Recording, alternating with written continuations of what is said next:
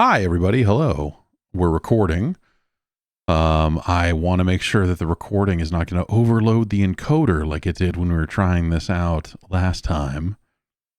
So I'm just going to kind of eyeball that. Okay, we're dropping a bunch of frames because that's a different problem, though. That's a different problem. That's a different problem. I can fix that. That's a different situation. Okay, I'm fixing that right now.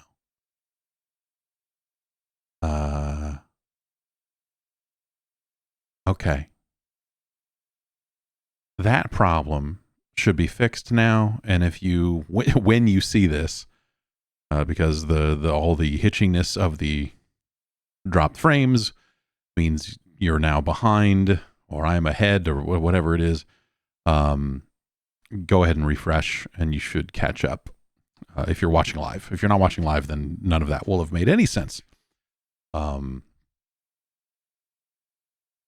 But yes, we're no longer dropping frames. All looks good. Okay. Hi.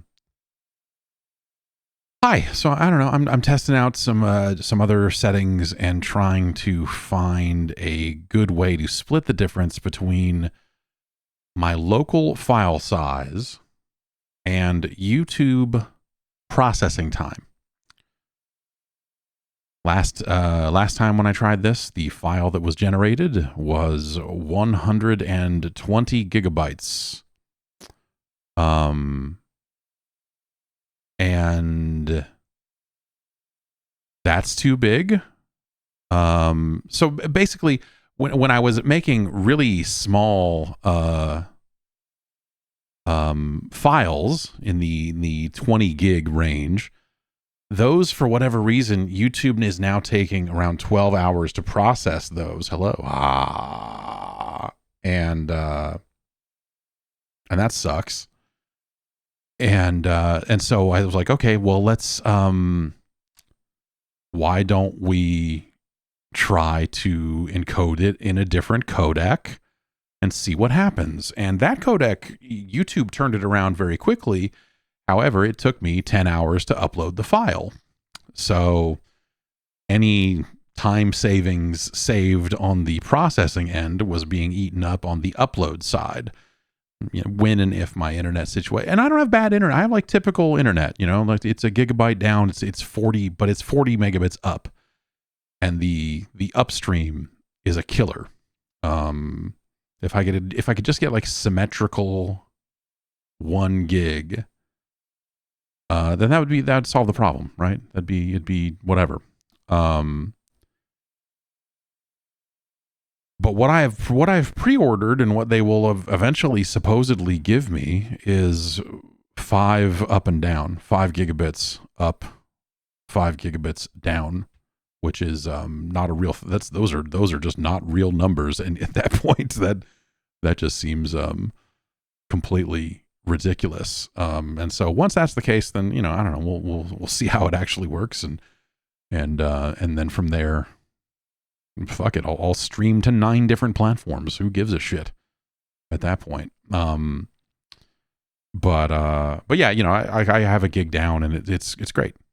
But the having 40 up, which is what I had before we moved here, like that again, that seems like that's the pretty standard like cable experience. The cable modem experience is a gig down and then 40 up. And the 40 up sucks. For this. I mean, it's fine for, everything else. But it sucks for 2 things. One, for trying to upload videos to the fucking internet. And 2, for trying to upload videos to the internet, which I am I mentioned it before, but the reason sometimes when a stream starts and it drops frames is because I have to back up 42.6 terabytes of data, and that has been uploading little by little when I'm not streaming or when I'm not trying to upload a file. It is doing that in the background. It is backing up my server and all of the files on my server. Since I replaced the server, it is treating it as a completely fresh backup, even though it is largely all of the same files that was on the previous backup. It did not inherit the backup And so I have 18.1 terabytes left to upload on that. And that's been running for a month now. I'm going to say like about a month now. And so once that's done, then I don't know, something. then that won't be a problem anymore. That'll be because I'm trying to have that run as often as I can just to fucking get it done. And yeah, I have this here. This has been here for a long time, such that it is now actually expired. But I've drank expired beverages before that were way, way, way more expired than this one. And so I'm not too worried about that, but I'm going to try this out. I don't think I'm going to drink this whole thing. This is a can of Dragon Soop.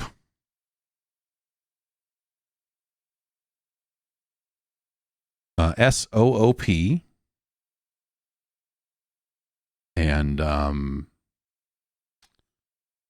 it is a caffeinated alcoholic beverage, mango pink lemonade, imported from the United Kingdom, 7.5% alcohol, and it is £2 and 99p.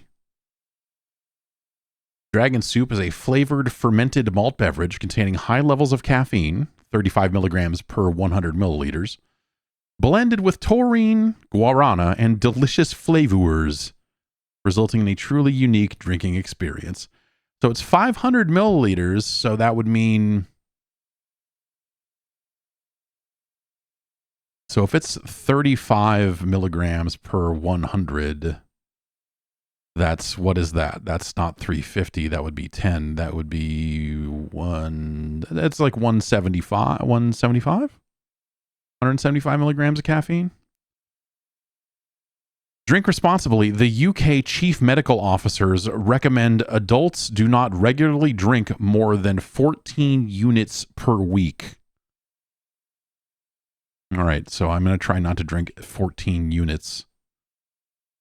Oh, this is 3.75 units. They even have a thing on here. And they've got oh man, this is great. They've got like a little drawing of a pregnant lady with a circle and a line through it. You can't really see that. It's not really going to show up on a...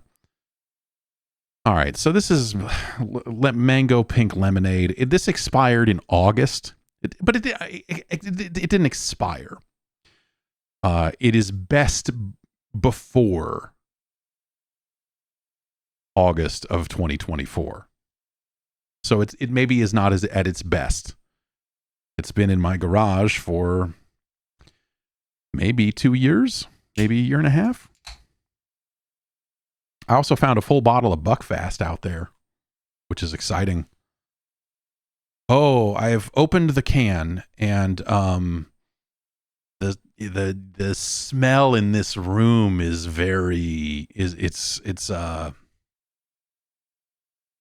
that sweet malt beverage.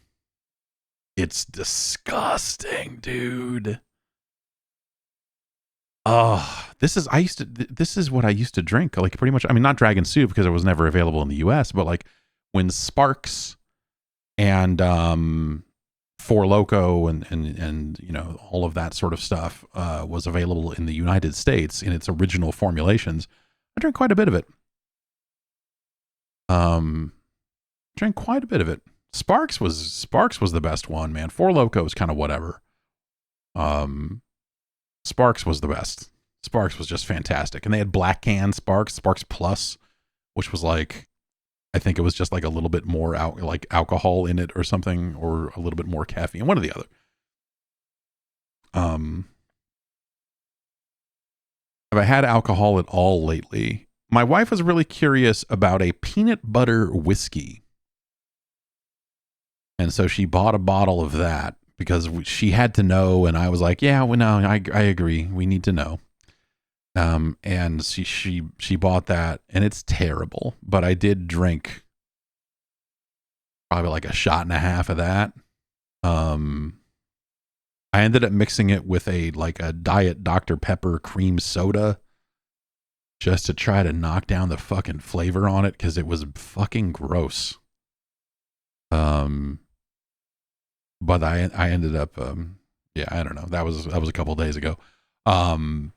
So the answer is no, not really. Have I been drinking much lately? Absolutely not. And even that, like that was, like I said, it was maybe a shot and a half, somewhere in that range. Like I just felt like shit for the rest of the day. So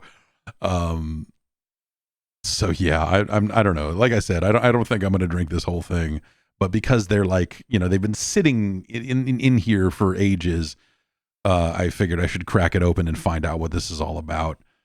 So here it is. It's mango pink lemonade dragon soup. 7.5% is not bad. Like I think that's more than I want to say that's more than Four Loko was.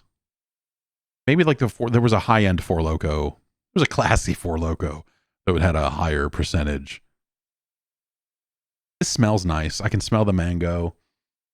But it's a malt beverage. Like if you've drank one of these, you know what I'm talking about. Like the back end of this, the flavor profile, you know all of the, like I can tell already exactly what this is going to taste like, because it is a fermented malt beverage and it is mango pink lemonade.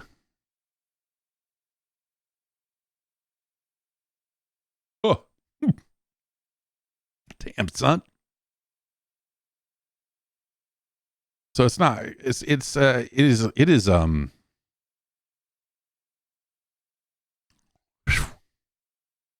this is way smoother than I thought it was going to be. It is not the paint thinnery, like it is not the harsh, like Four Loko was all, there was all, you know, like especially lately, like Four Loko, there's a harshness to it. This is not as, there's not as much of an edge on this as I was expecting.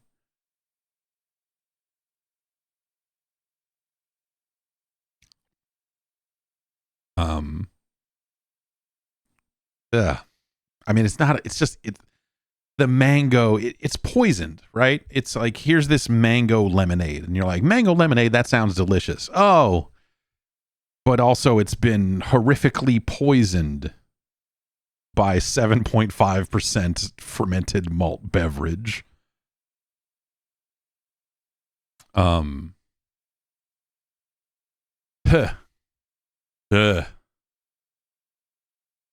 My mouth feels bad. My mouth feels like I did something bad to it.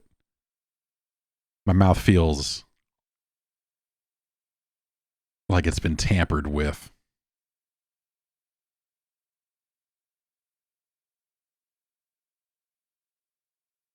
Ooh. It's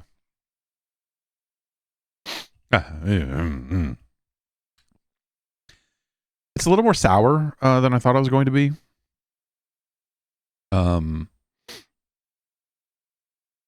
For something called mango pink lemonade, you would expect. And when I cracked it open, it was like this sweet smell.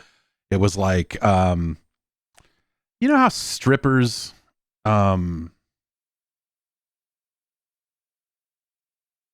strippers, sometimes, you know, it's like they're wearing, like, was it like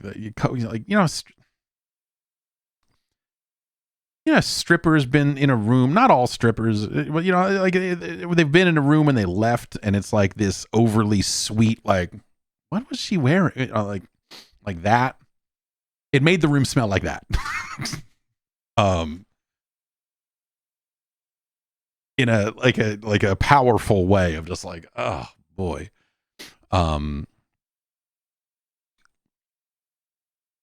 Yeah, like a mix of like a cheap perfume, but also it's not even always a perfume. It's like a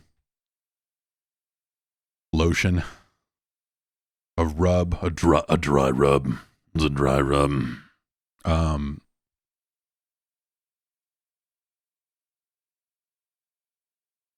Yeah, it's not.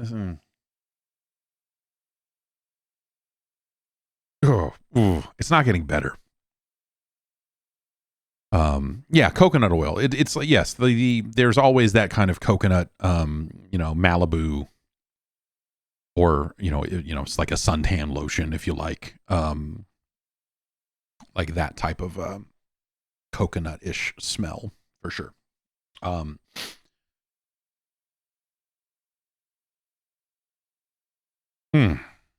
It's very. I made sure it was nice and cold. I made sure it was very cold. My mouth doesn't want to have any more of this in it.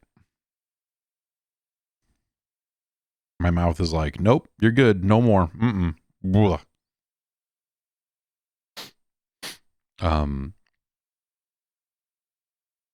So I should probably just like shotgun the rest of it and just get it done, right? I mean, yeah, no, I just wanted to taste it. I don't necessarily want to drink the whole thing because it's I'm gonna go to bed soon, and so having an energy drink before bed, I can do it. Like I did it last year sometime where I was just like, I forget why, but it was like I need to have a Red Bull right now, and it was like some kind of energy drink, and it was like it was late at night, and then I immediately went to bed. That's probably not a great sign. I don't know. It's one of those things that like if you're letting TikTok diagnose you with issues, they would tell you there are plenty of TikTok videos that would tell you that that is a clear sign that you have ADHD. I don't know that I do. It's certainly possible, that I could have something like that, but I don't really know. Yes, exactly. Dr. Cat says, according to the internet, everyone has ADHD. Yes, yes. Also, incredibly true. But maybe yes, but also maybe we all do. I don't know. The back of my neck hurts. Yeah. All right, that's it. It's not a. If I was drinking more frequently,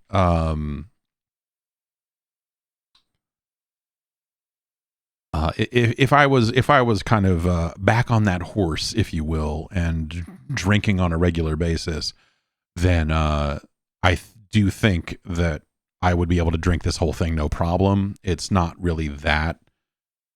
It's not really that big of a deal. I will say that there's a bad feeling in my stomach now, which is, again, unsurprising. I've had maybe, let's call it about a third of this drink, maybe a quarter of it.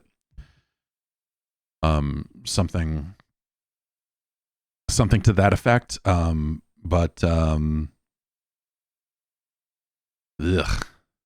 This is just, I'm just going to feel bad now. This is why I don't like to have a drink. This is why I don't like to have two drinks. This is why if you're going to drink, and this is not medical advice, if you're going to drink. Have like 8 or 9. Like come on. What are you doing? One drink is just enough to like make you feel like shit. So, in my experience. So yeah. So I'll go get that bottle of Buckfast and I'll be right back, and let's get to it. Have I tried the alcoholic monster drinks? I think I did get one of those when they first came out. I don't remember. I did have one of those, and they were not, because they don't have caffeine in them. And I guess like the idea, they're probably, and I didn't test this out, but they're probably making them. Monster is probably making an alcoholic drink that pairs well with a regular can of Monster, right? I assume that's like the wink idea of like, well, we can't sell you caffeinated fucking alcohol anymore because of the nanny state. So instead, go get one of these and go get one of these. And, I don't know, you're a fucking lunatic. So you're clearly not going to have a cup big enough to fit both. Well, maybe you will. I mean, maybe, this is like 40 ounces. You'd expect some level of marketing for that. So they can't, the limits of alcohol marketing are such that they probably would not be able to. And also, because caffeinated alcohol has effectively been outlawed here in the States, then they probably would not be able to. At best, it would be frowned upon, right? It would be like, oh, well, yeah. Yeah, they have the monster M logo on them, but they're not even technically called monsters, whatever they are. They're but I'm guessing that the Baja Blast was gross. Like the Mountain Dew stuff was disgusting. Like, it's not been a very good thing. You've been served. Gus says, I've been served Jaeger bombs plenty of times by women in Jaeger shirts. Yeah. Me too. Yes. When the Jaeger rep is in town, you go to the bar. I was friends with a bartender, and so we would know when the reps were going to be around, and so we would kind of have the heads up on like, oh yeah, they're going to be fucking pouring Jaeger shots for like $1 all night. And you're like, well, that's our night planned then, I guess. But yeah. Yeah, Four Loko and Juice. Well, Juice, was there a caffeinated Juice? I thought Juice came after the fact. That they were kind of on the other side of the caffeinated beverage ban. But yeah, it's weird, man, because the only limit is that you can't have caffeine, right? Like White Claw became huge. Like all of these shitty seltzer beverages that came along, like all of that stuff got big, over the last few years. I don't know if it's still big or not. Like, are people still drinking? Like, no one talks about it. No one talks about, man, let's get some fucking claws. Like that corny shit is done. Yeah, Black Label Sparks was the best. You're right. Pigs 81 knows. Black Label Sparks was where it was at. That's for sure.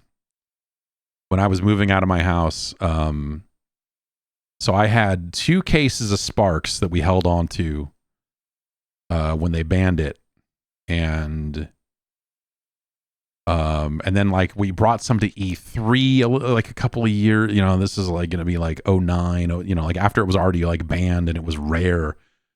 We ended up bringing like 8 cans of Sparks to E3, and it was a big hit. And I held on to some and forgot I had it, and the cans exploded, or just they sprung a leak. The cans sprung a leak in my cabinet and totally destroyed the fucking cabinet. It's just like this orangey fucking sticky goop. Just a disturbing puddle in there. Yeah, sad to have the cans go to waste, but they were going bad. Like they were starting to taste like dirt. They were starting to taste like dirt anyway. So when we were moving, I had to like do my best to like clean up the ooze. And it was very difficult to do so. It was disturbing to find it. That's for sure. But yeah, man, that's Sparks. Those were just regular cans of Sparks. The black can Sparks. That stuff was long gone. But whatever. It's I wouldn't. I don't think I would be drinking that sort of. I mean, I'm barely drinking as it is now. It's really just like oh, what's this about? Like I said, my wife was curious about something, so we bought it and tried it. And now that bottle's going to sit in a, sit in a cabinet for the next 20 years or something. Yeah, I don't know. I'm just not doing a lot of drinking. I think, if I were to be traveling more and going to game events, gaming, it was always a joke. It was always a joke, but the joke was like, yeah, if you're going to write about video games, if you're going to be in the game industry, if you're going to cover games, you pretty much need to be like a functional alcoholic to make it, because of all of the open bars and all of the, just like you're sometimes just going from one event to the next, and just the number of open bars there used to be. Yeah, exactly. You're writing for a living. So yes, drinking.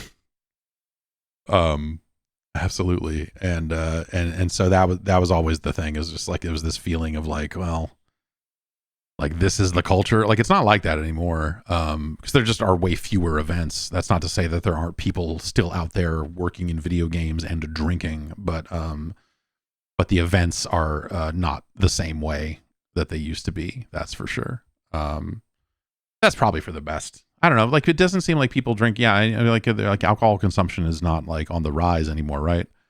Like it's more like kids are getting back into cigarettes or something weird like that. There's like, fuck it, man. Vaping is not cool. Let's just smoke. And you're like, what? Yes, the kids love ketamine. That's right. The kids are in just one big K-hole. Yes, K-hole, ketamine and Zins. The breakfast of champions. Zins, Jesus Christ. Those are just Zins, I'm pretty sure are just skull bandits. Pretty sure Zins are just skull bandits. My dad was into skull bandits for a lot of years. Anyway, I wanted to just fuck around a little bit with some video games for maybe another half hour or so. And just because I need a local file. I need a file that I can look at and see, get an average, like, hey, how big is this file going to be? And how long is it going to take to upload to YouTube and all this other stuff? So, I'm just trying to work out the last few kinks here. And if it doesn't, if I can't come to a decent like middle ground on this stuff, then I'm going to have to probably step back from doing 4K videos, at least until my bandwidth situation changes, because it's just a little too much. And yeah, it's that's a bummer for sure. You think I should Mr. Do It Up? Well, I don't know. Like, yeah, that's an okay. That game's okay.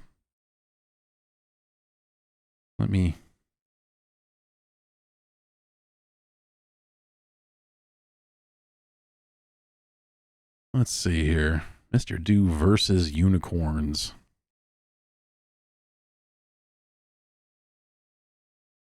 For the MSX.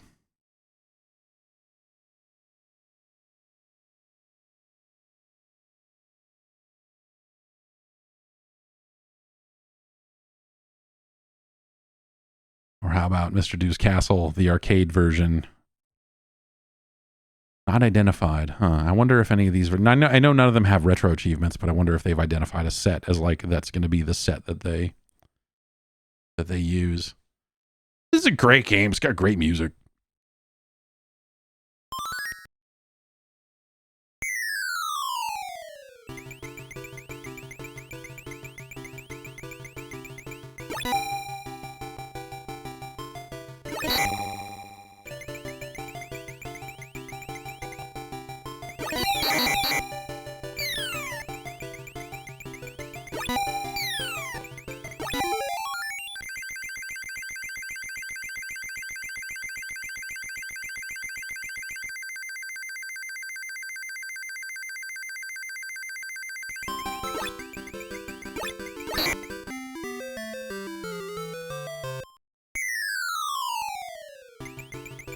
This is just a little jam here.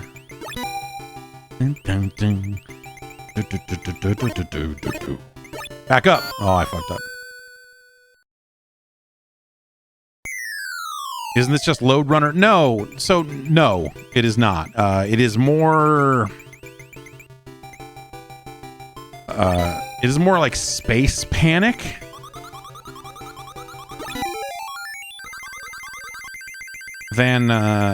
Than Load Runner. I mean, certainly there is some kinship there.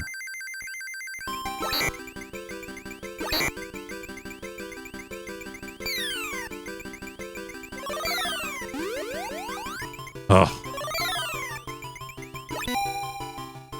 Gonna give these guys the rope. Y'all got the rope.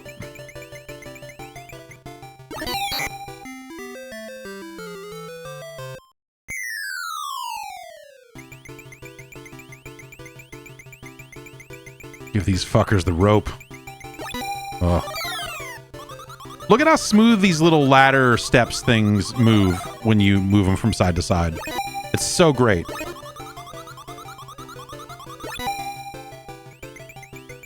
Get roped. Oh, they did not die by the rope.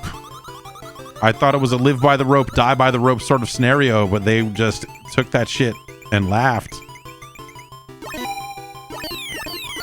Yeah, that's about to go bad. This game gets hard fast. It's just the enemy unicorns are extremely intelligent, and they don't fall for your bullshit. After the first couple levels, they're like, no, we've seen that shit. What else you got? And you really have to rethink your strategy. See? Look at them back up like that. Like, nope. Nope.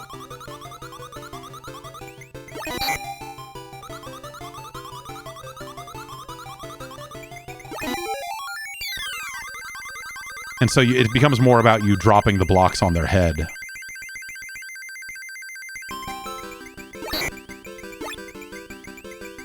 I need that A. Oh, it turned. They changed. Come back here. Oh, they all changed.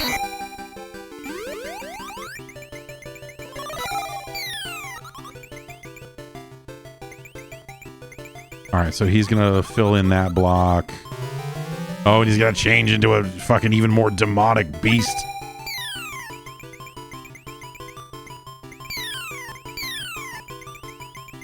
These motherfuckers just shitting blocks. I thought you could ram them through the hole and then maybe try to catch them with one of the other ones, but maybe I'm doing something wrong. The unicorns are devious. They're devious foes. To be sure. They do not fuck around. Whatever. Hell of a game.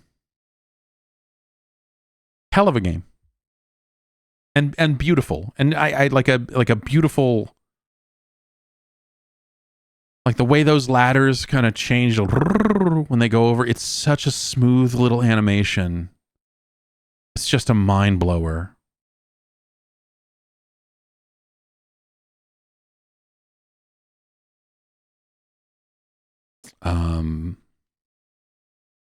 What was it? I was Space Panic. So Space Panic is you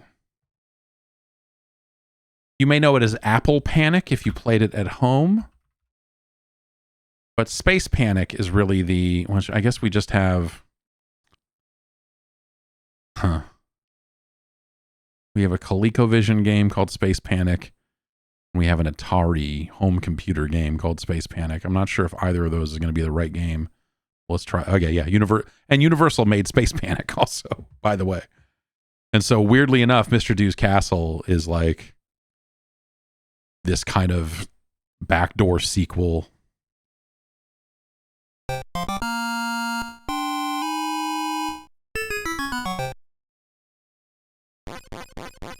This is not the most iconic version of it, but here we have these frickin' aliens. And we've got our laser gun. Well, I guess it's just he's just digging here. And we can dig. We have one button that digs holes and one button that fills them in.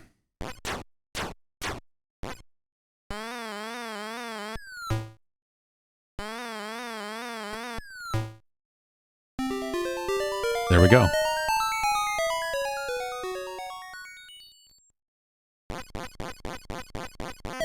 So really, Mr. Dew's Castle is an evolution, and I feel like I knew that at one point, but had completely forgotten that Universal was responsible for Space Panic.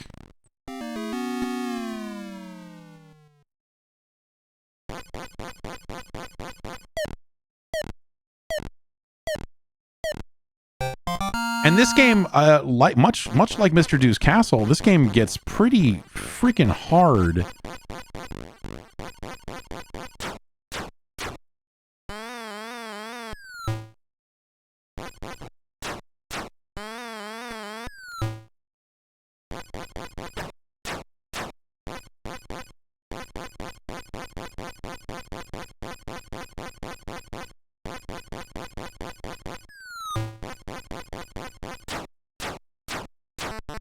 Uh-oh. Uh-oh. If you don't have the hole all the way dug when they fall in, they just fucking climb right out, man.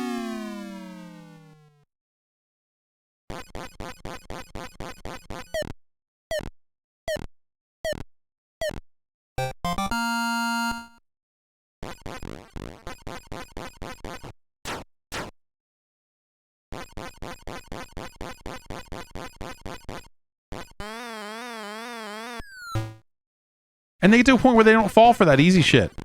Where you can't just like dig a hole and they'll just walk right up and fall right in it, you know? And so when I was a kid, this game I just thought got impossible. Like I just didn't know, like, okay, well, once they stop falling for the easy shit, what am I to do? Other than die. He seems to be enjoying whatever's happening there.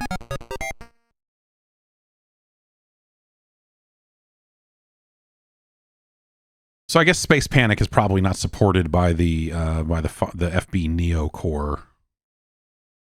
I bet we could fire up MAME and play actual original Space Panic. Let's just double check. But I typed it in and it didn't come up in the search, so I'm guessing. Yeah. Nothing. Nothing. Space Fury came up, though. You want some really haunting video games? This motherfucker, someone mentioned it in chat about the ColecoVision version, but this arcade version used to scare the fucking shit out of me. And this asshole would talk in attract mode. And so you would just be in the arcade and he would pop up and fuck with you. And you're just like, I don't like this. So, a creature for my amusement. Prepare for battle.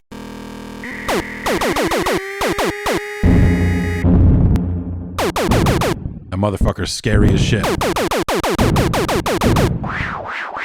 Prepare for docking.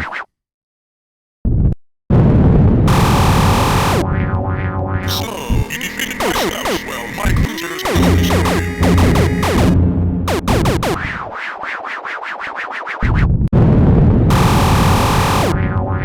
You are starting to annoy me, creature. My destroyer will annihilate you.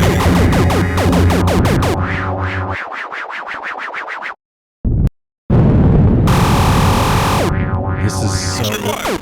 The audio is so... There's so much bass. I'm so into it.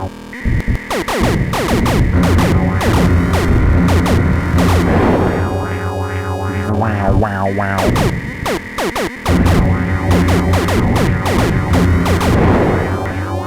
Oh, man.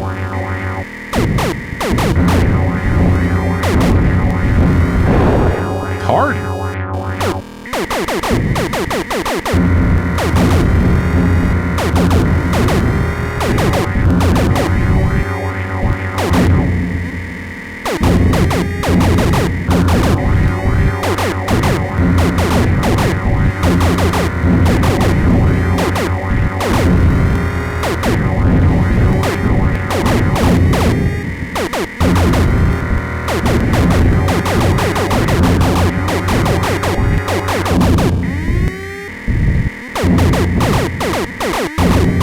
How many must I kill?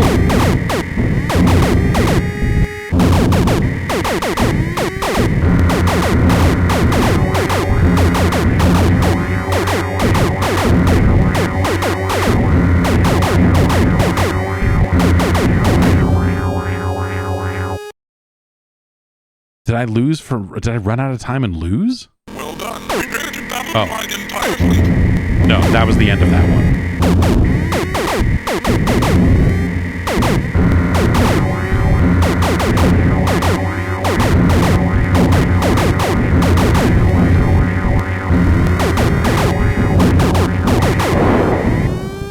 So the original audio, this emulated audio is maybe not 100% accurate. I don't remember it being quite as Our battle is completed. You were an outstanding opponent.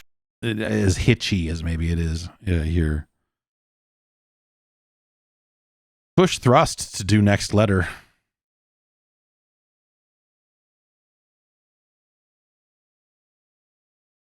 That dude is scary.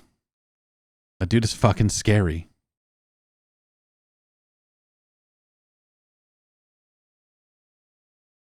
Wow, wow. What was there ever a Pepper 1? I don't think there was a Pepper 1. I think Pepper 2 was the only I don't think there was a Pepper 1.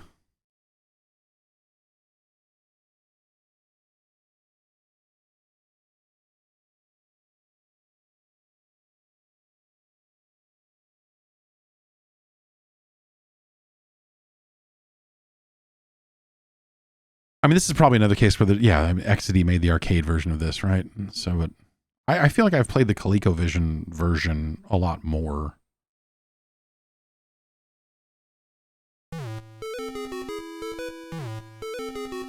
Wow, wow, wow, wow, wow, wow. Did I accidentally start a 2-player game? I might have. So this is basically Amadar.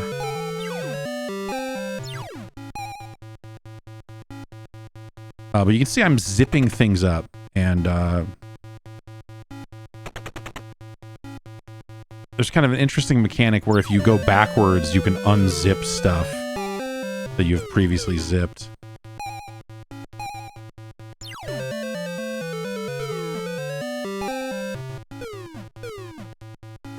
And so, you know, it's a pretty Pac-Man-ish game, except there are multiple mazes. And so you see the numbers on the exits on the side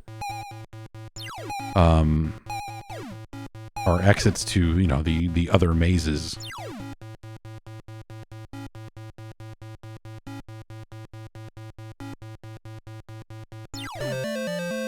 Can I kill him? No. Oh, I thought that I had gotten an item there. Oh, well. I accidentally started a 2-player game. Anyway, Pepper 2. Pepper 2 is a cool game. I had a friend who had a ColecoVision who insisted the name of the game was Pepper Dew. And it's not. I never had a ColecoVision, but I remember seeing that game in magazines and being like, holy shit, there was that game and there was Looping. The game is just called Looping. And I remember thinking, man, Looping looks so good. I've got to get a ColecoVision. Yeah, I don't know. Like, well, yeah. What if it was? Yeah, what if Mr. Dew was in Pepper 2? Yeah, there's a lot to unpack there, for sure. Okay, so yeah, we crashed the plane here.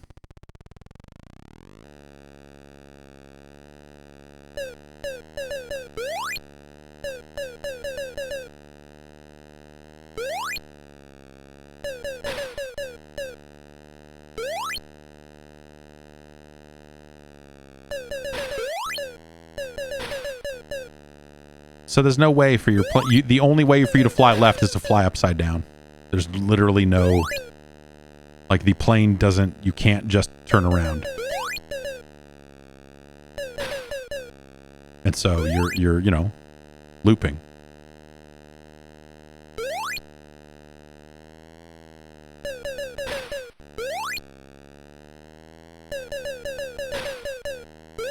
I don't know why that arrow is up there pointing to the left. I don't know what exactly it's pointing at, but...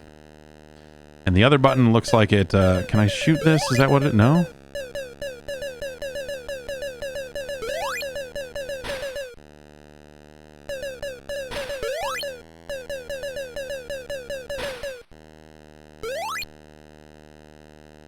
Maybe there's something I need to shoot over here to get the... Okay, gate open. We did it. This is a neat game. It's very simple. But there's something... It's like,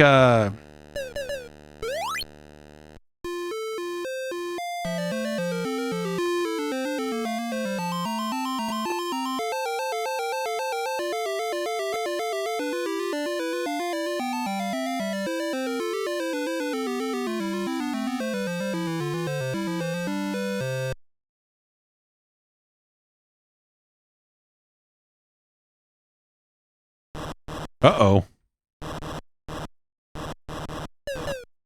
Okay, I can shoot. I couldn't shoot in the other area. Oh my gosh. Where do we start? All the way back, I bet. Yep. Okay, gate's still open. Let's go. This game... So there's something about the way the plane feels here, you know, where it slows down a little bit when you climb, it speeds up a little bit when you fall. It's just realistic, baby.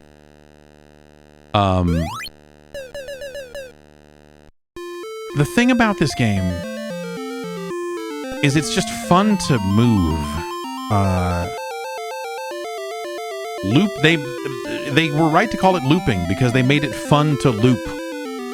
Of just loop around and just fly around. And in that weird way, the movement kind of reminds me of Echo the Dolphin, if that makes any sense.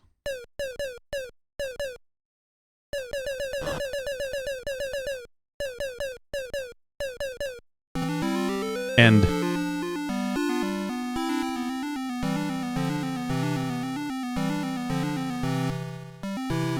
that's the first time I've ever done that in my life.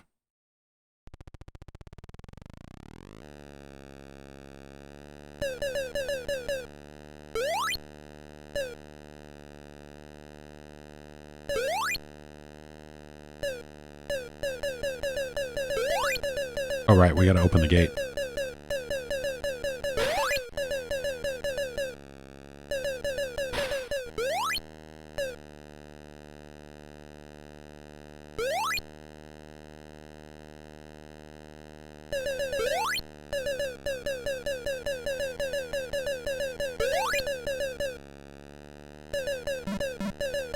We gotta get that rocket. We gotta shoot that rocket.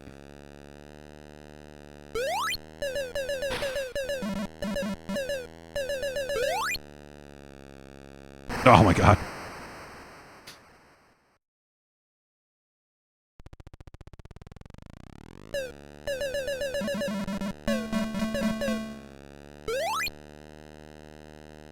Okay, gate's open.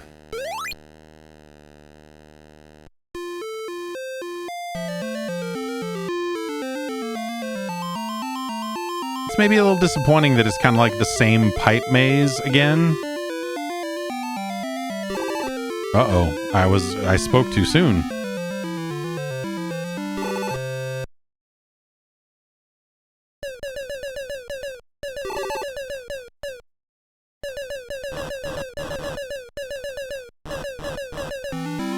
Hell yeah.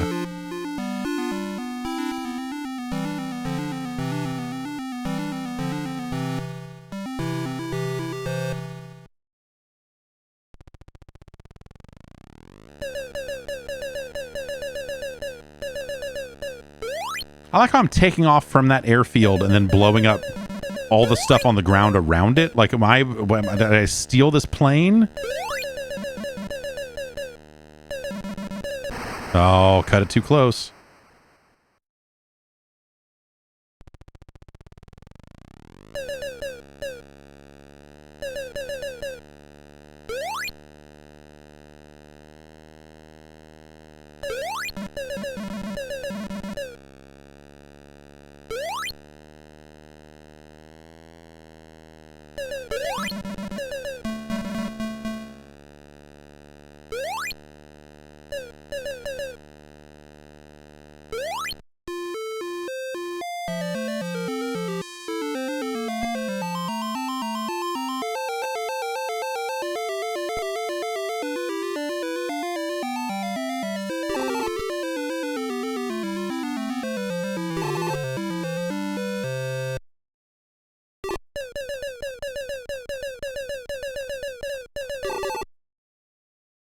Oh, man. Just one notch too far and game over, Pilot 1.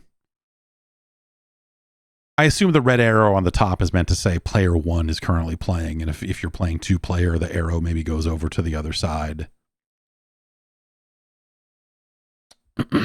That's looping. Cool game.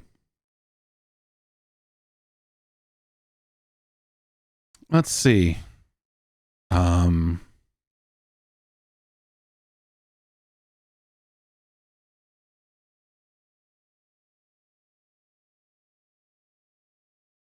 This disaster of a game showed up on Blue Sky the other day and caused a bit of a stir.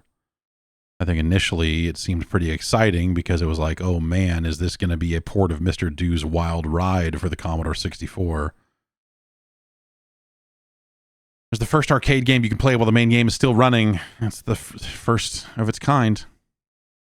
Oh, time has elapsed. Wild Ride is ready to play.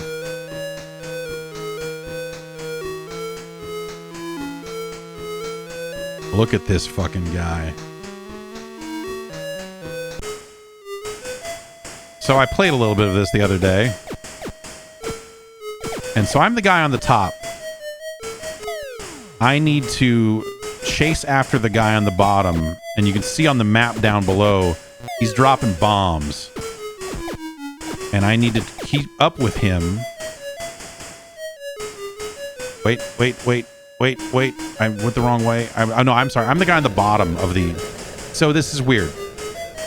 Up top on the gameplay screen, I am the guy on top of the roller coaster, and the bomber is down below. But on the radar down below, I am the face at the bottom of the screen, and the guy with the bomb is above me. And when you see dots appear, that's a bomb he has let loose. And I need to touch the bombs, which sure do look like they're killing me, but they are in fact not. I am preventing the roller coaster from being blown up by a maniac.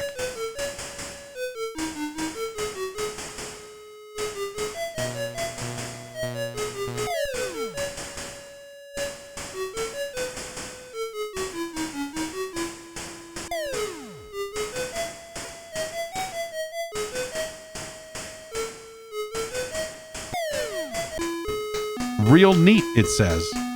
And look at this Wild Ride logo here. Look at how sick that logo is.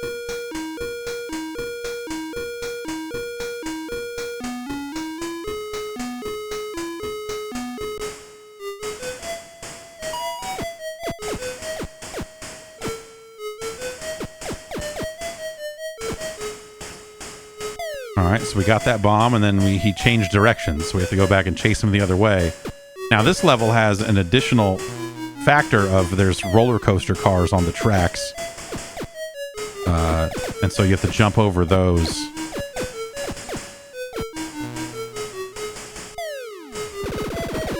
This game is terrible, but also it's better than Mr. Do's Wild Ride. This unbranded Wild Ride, I think, is a superior video game. Ever so slightly.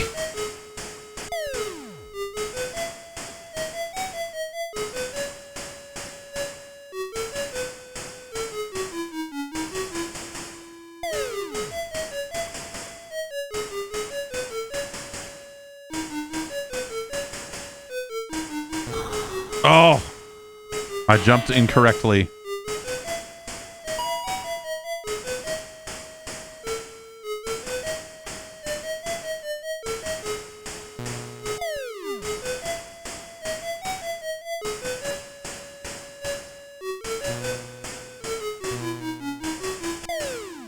Real neat, it says. Hey, real neat.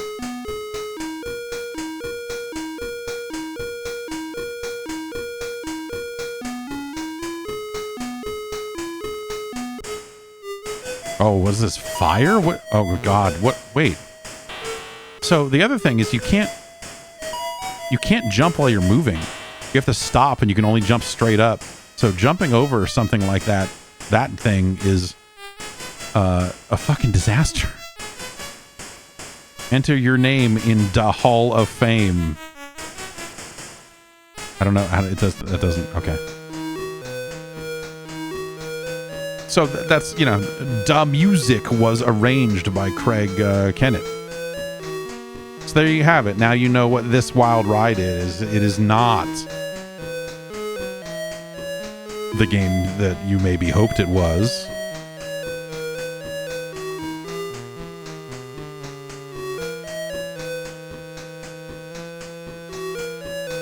I know I saw a Mr. Do fan in the chat earlier that seemed like he was saying F this about this game. And I get it.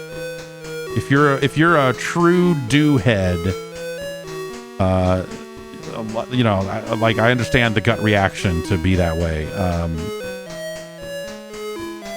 If you are a diehard, dyed-in-the-wool Mr. Do fanatic, if you were the leading Mr. Do streamer on Twitch.tv, I could see why you would be against this. I try to have a more open mind about it, and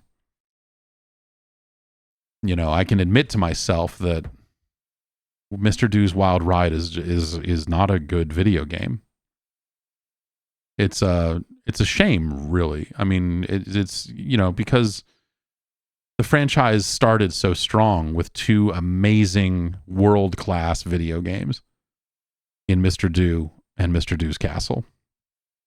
And then to follow that up with, you know, a game like Mr. Do's Wild Ride and Do Run Run, you know, it's a shame.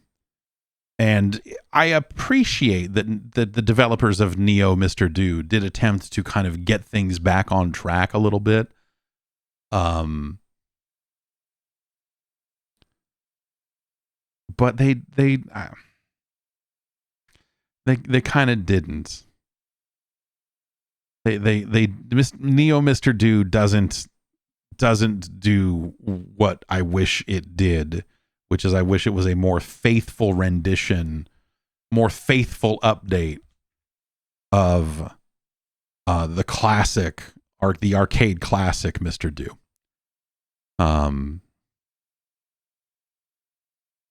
But hey, you know, yeah, it's a brand new year. We can only hope that, you know, Universal has you know, something up its sleeve for this year. You know, maybe Summer Games Fest rolls around and we'll see an exclusive announcement, a world premiere of a brand new Mr. Do game. You know, that's my hope.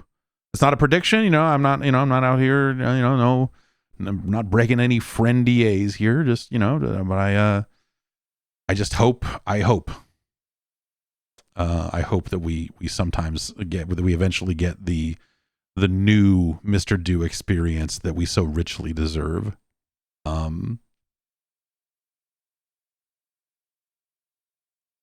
Yes, Mr. Do's Airballs the 3, or I mean 4, really. I thought 3 was already out. Did they do 3 already? Yeah. Yes, of course, Mr. Do's Airballs. No, I mean the Stern. I think Stern is going to license Mr. Do for a Mr. Do pinball machine. I think, you know, Mr. Do is all about balls, and I think that it's a perfect scenario. I think a Mr. Do pinball machine, you could roll over cherry targets. There could be shaking unicorns on the thing, like the guys from Attack from Mars, except they're the Mr. Do unicorns, and you got to hit them. And there's already such great music throughout that franchise that they could leverage for it. It's yeah, I mean, I think it's a slam dunk. I think it's a slam dunk out of the park home run every single time. And I hope that, you know, when the AM show, when AMOA comes around, you know, when everyone goes to Reno or Miami or wherever the hell new arcade cabinets are shown these days, I hope that we finally get what we, the people, deserve. We've been through so much. It's been so long since we've been able to truly enjoy a fantastic Mr. Do game.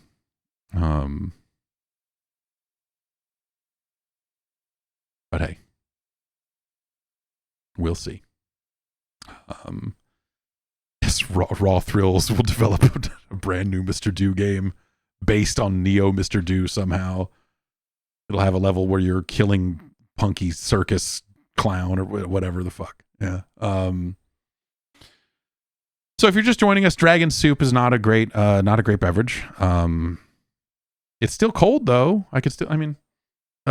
Ooh. This mango pink lemonade. Maybe drank. Yeah, let's call it a third. It feels like about a third. And my tongue feels bad now.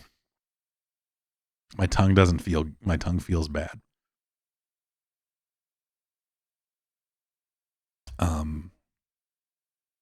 Yeah.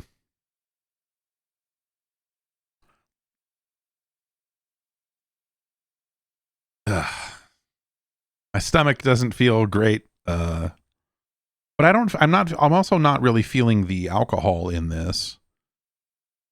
Which, granted it's 7.5% and I drank like a third of a can of it. So, there's not much alcohol to go around, but I have, my tolerance is significantly worse, than it was, 5 years ago.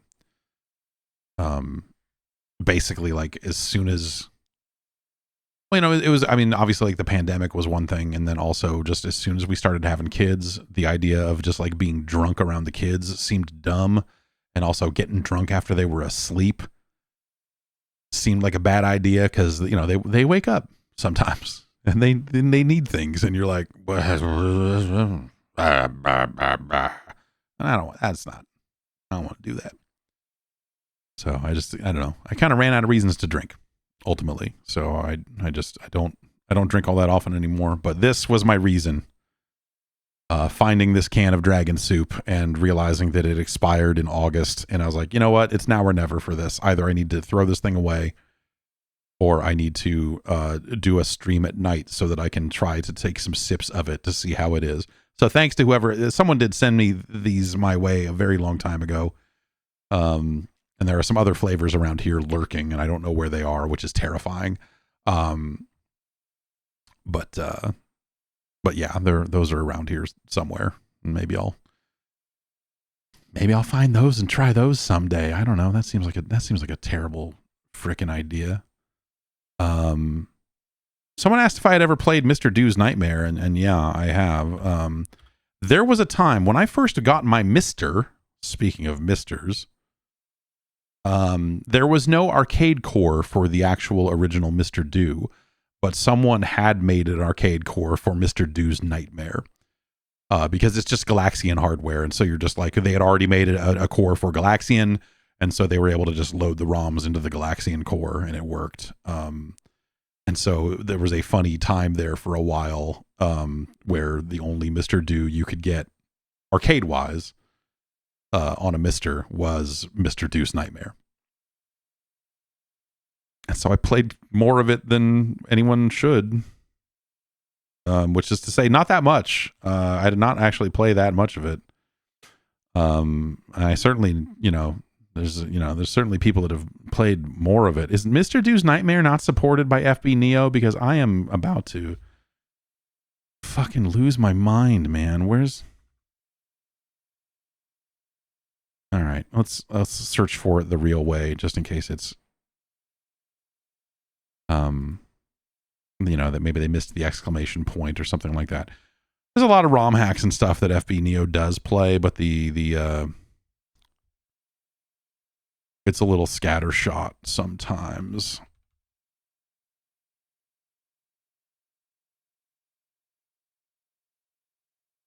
Yeah, I guess not.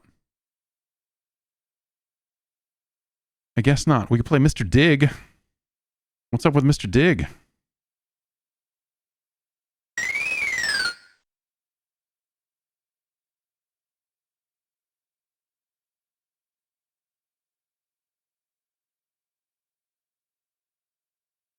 It's a very legit game. Mr. Dig. Yeah, I just refreshed my FB Neo set, so I don't.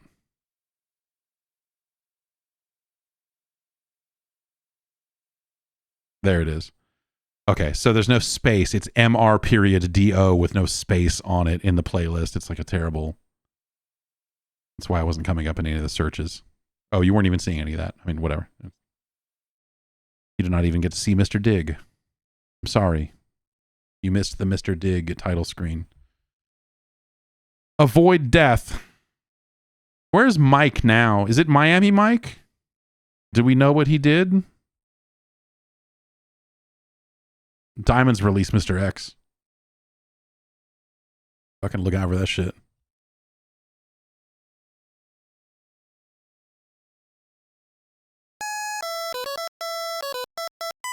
This game just, it really keeps up the tremendous legacy of Mr. Dew of being great games with great music. So I think Crazy Ivan has done a better job than you know, some of the actual developers of some of those later Mr. Do games. Crazy Ivan came up with a bunch of wholly original tunes. I ran into that, let's say, ghost.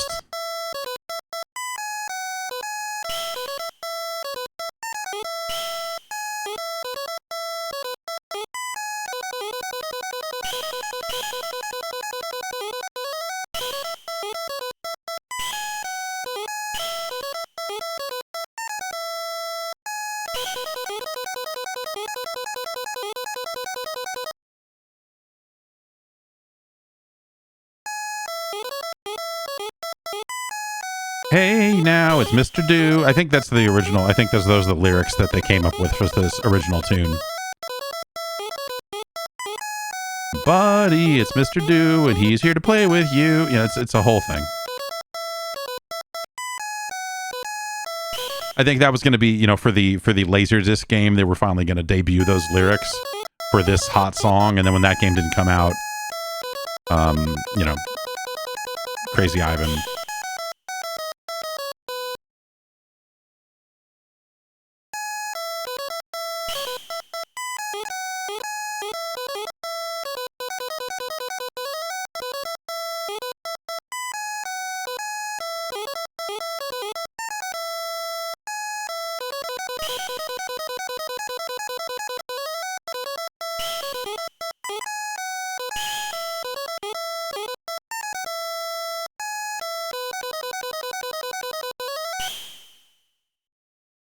All right.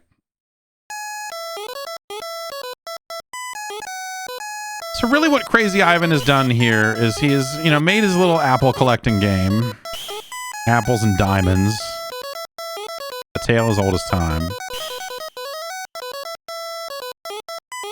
And then he has added Grid Runner style mechanics to it with these guys around the outside edge.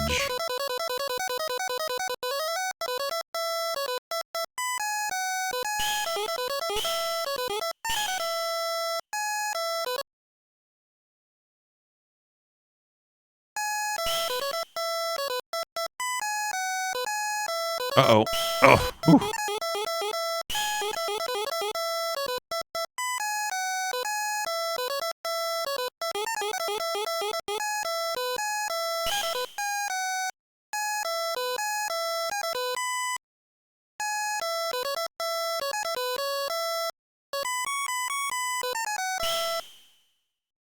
No, no, no. Oh, I screwed that up.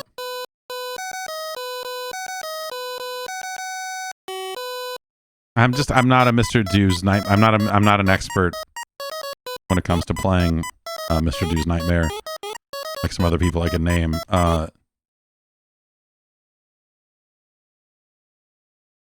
But you know, shout out to Crazy Ivan. But yeah, that's Grid Runner. Well, that's Grid Runner all day long.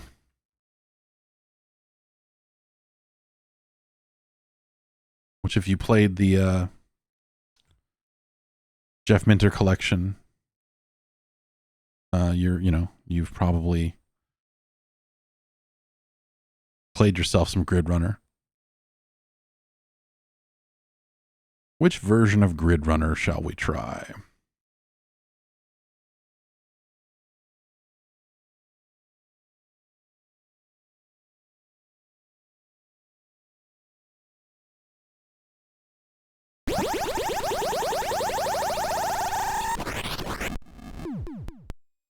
Oh, it's the wrong joystick.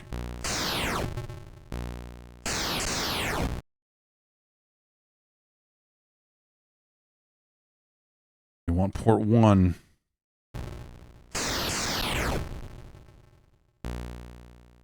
And so this is a little different because they're using the shooters on the outer edge here to create new mushrooms if we want to follow the centipede thing all the way down.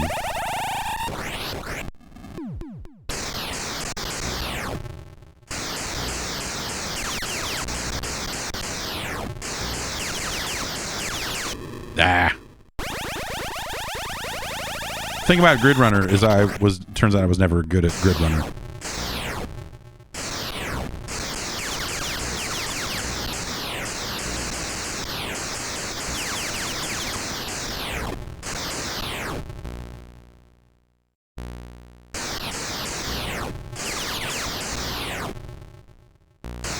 Oh, that's bad shooting.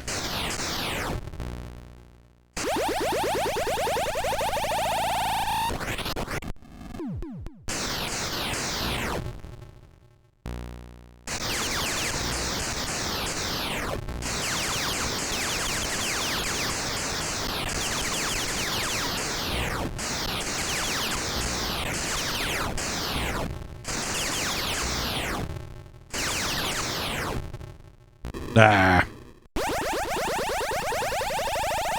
I got.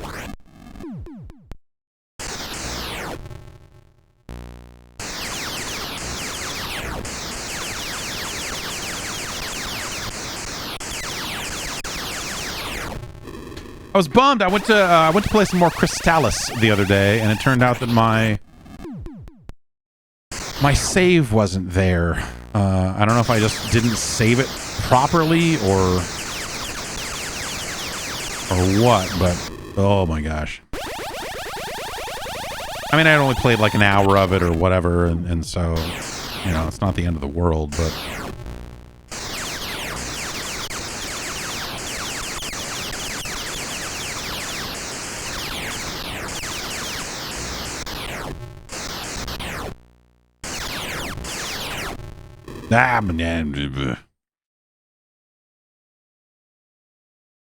yeah. So that's, you know, Mr. Do's Nightmare is just is a mix of, I don't know, Grid Runner and AC/DC. I don't know what the through line is on all of that, but basically that's how that went. I don't know. Well, that's probably enough. You know, I don't know. Let's fuck around a little bit, but I think that's probably all I need for just recording purposes to try to figure out what's going on. In fact, I'm going to run to this directory real quick and see if the file has any posted file size on it yet. No, it's still a 0-byte file until I close it off. So we'll close it off at the end here. There was something I was curious about. Been thinking about Swiv since we played Silkworm on Friday.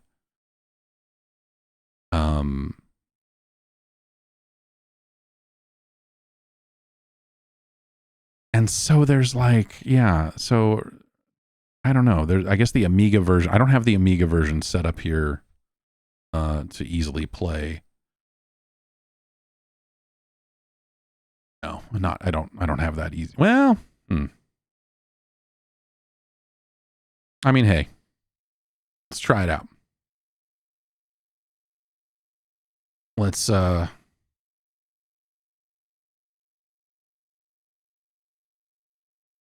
see if we can make this work.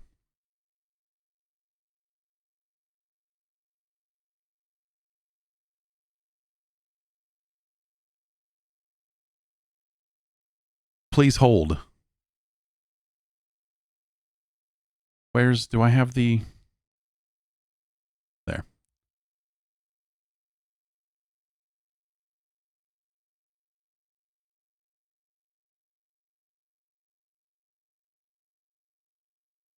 Did I turn this off? I did turn this off. Hang on. Turn the retro tank back on.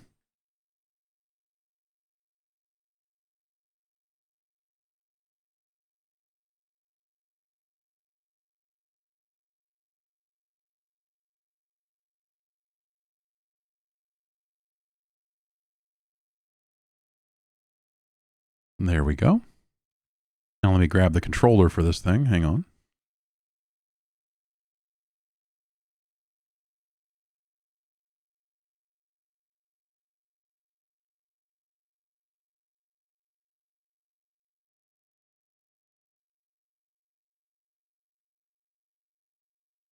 Okay. I'm going to have to make some minor adjustments to my microphone placement. Because I don't have a good way to play things on the TV with the way this is all set up. When I changed monitors out and changed capture cards and all of this, the pass-through on the capture is a little bit harder to catch on some of these other screens.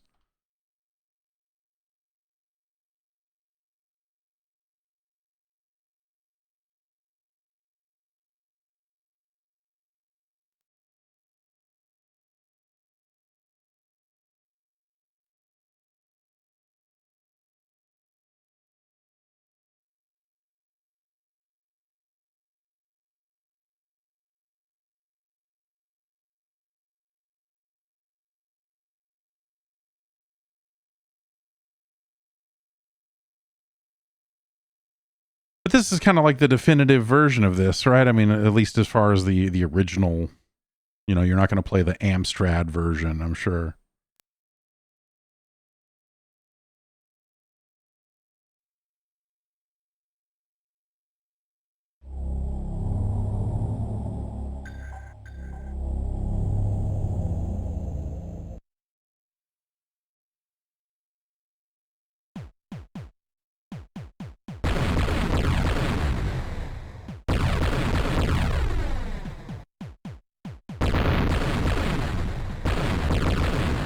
Uh-huh. Okay.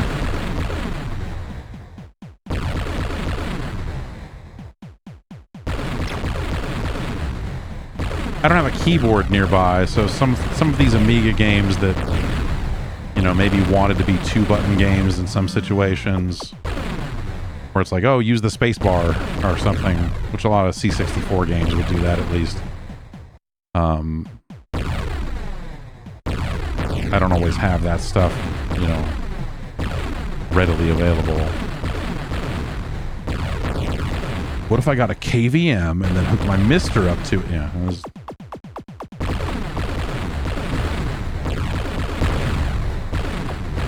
This game's okay. It seems kind of budget in the way that, like, a lot of...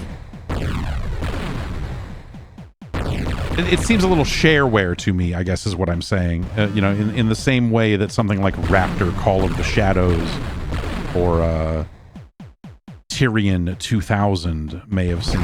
That's a lot of fucking heat coming my way right there, man.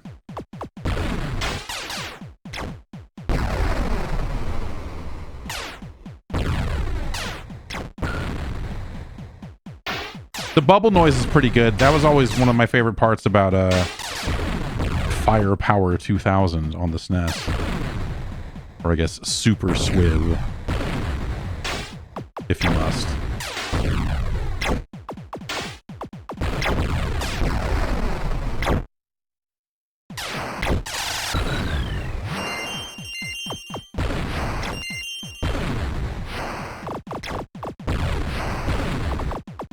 It's cool that the trains stop when you blow up the engine, that the train rolls to a halt. That's neat.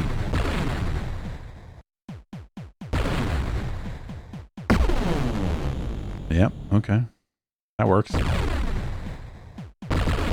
Yeah, I don't know. I liked Super Swiv. I liked Firepower 2000 quite a bit. Just a real no-nonsense fucking shooter. You know, that you felt powerful when you collected all the stars and power-ups and everything. Like the max level stuff was pretty good, and I don't think it's like one of the best of the genre or anything like that, but I had a lot of fun with it when it was a more recent release. It also came to the Mega Drive in the United Kingdom under the name Mega Swiv. But that version, I played a little bit of that earlier today out of curiosity, and it just wasn't hitting the way I need it to hit.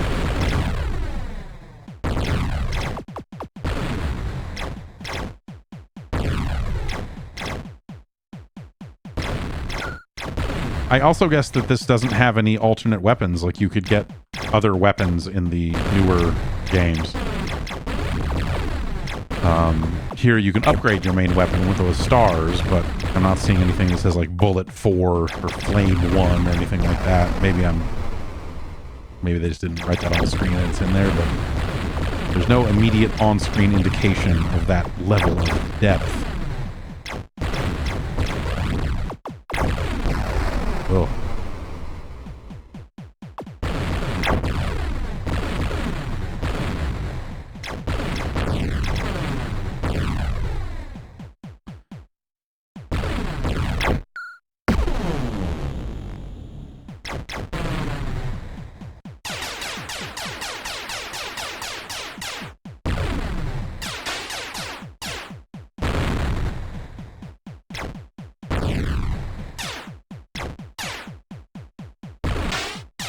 This guy's a jerk, and he lurks like too close to the bottom of the screen for that to be fair. It just seems like a real dick move.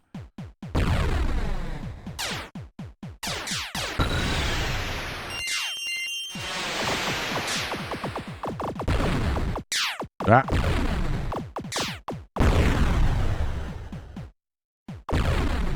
If this were a victory road, I'd be able to like get sucked into this hole and go fight in an arena or something. Mysterious ball. Kushigi.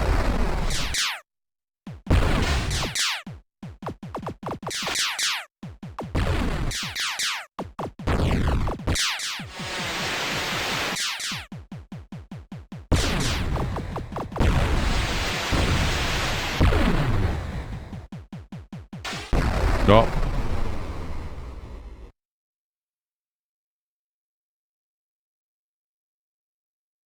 Okay. Ominous music.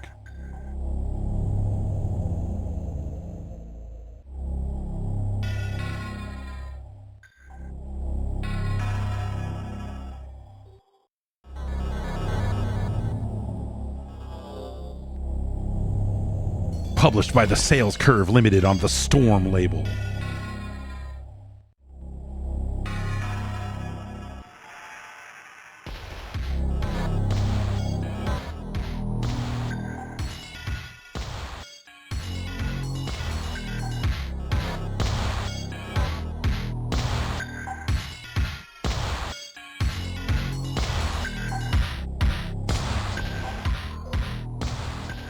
Here's our faces.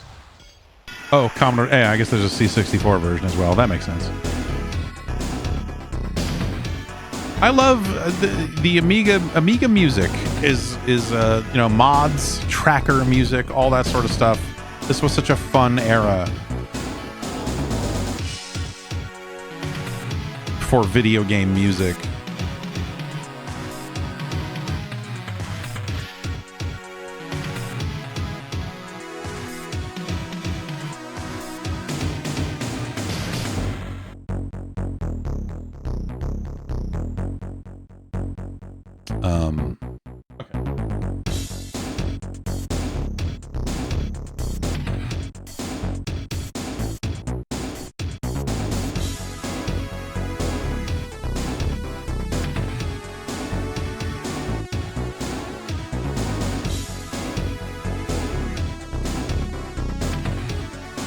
Yes, the skinny puppies. Yeah, I mean, that's, you know, yeah, that would make sense in some way for that to be an influence to some of this stuff.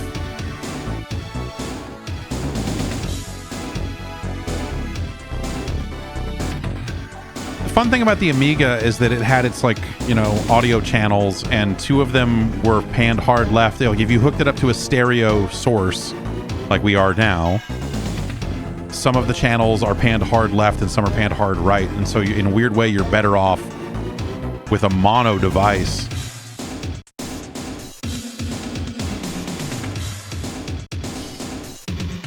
Huh. What Amiga stuff would use an MT32? I guess whatever. You could do a MIDI on an Amiga, no problem.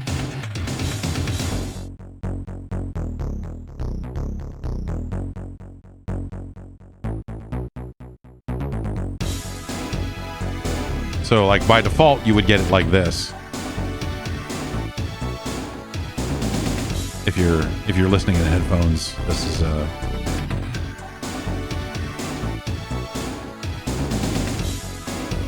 you know, harsh panning or whatever.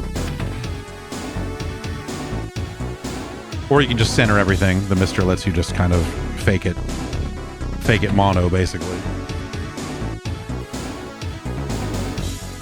I like it at 50% because it reminds you of what it is. It reminds me of when I had my Amiga hooked up and I had headphones hooked up to it and everything was either here or here and not in both. And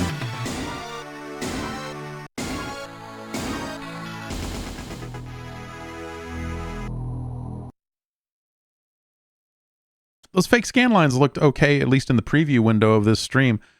Maybe, well, I don't know how it looked to you, but I like running at 4K. I wonder if the local recording will actually represent some of those fake scan lines. The RetroTink is applying them auto magically through some profiles I got from John. And so some of these are set to kind of auto scale and automatically do their thing. So also, I think this color might look a little weird. On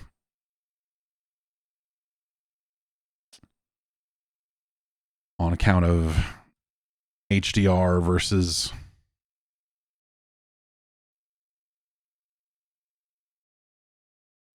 that didn't make it look any better, that's for sure. Anyway.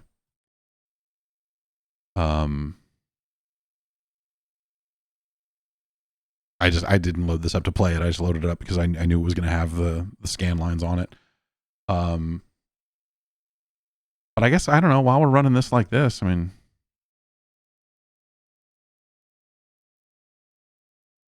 yeah, I saw that there were some, yes, there's like triggers for a USB serial for the RetroTink, so you can kind of change profiles from a distance. And that's pretty neat. Do I have the CDI core set up? I don't. I mean, it would take me like less than a minute to probably update the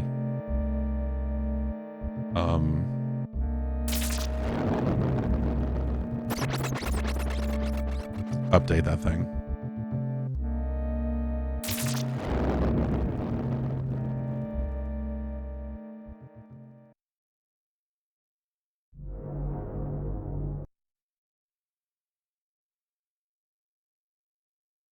Published by Sales Curve on the Storm label.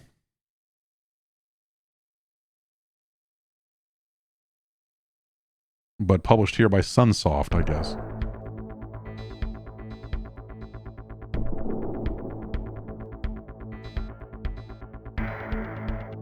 Firepower 2000 is such a fucking terrible name. They only used it in the US, but I guess at the same time, Super Swiv is a terrible fucking name for a thing also. Delta 9, your signal is breaking up. Yeah.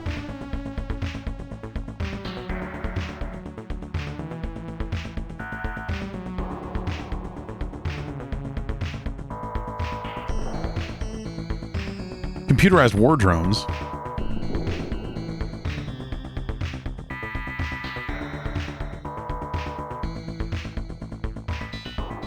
Special Weapons 4.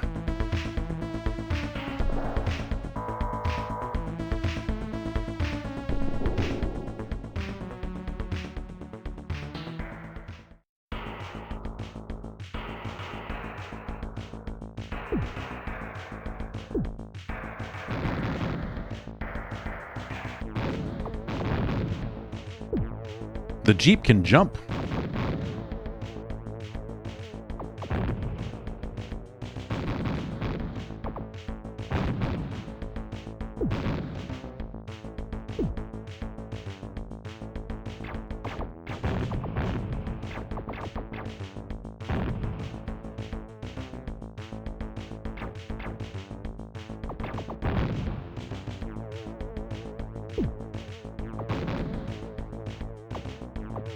Yeah, this is, you know, it's got a good movement on the Jeep. Like, you really feel like you're able to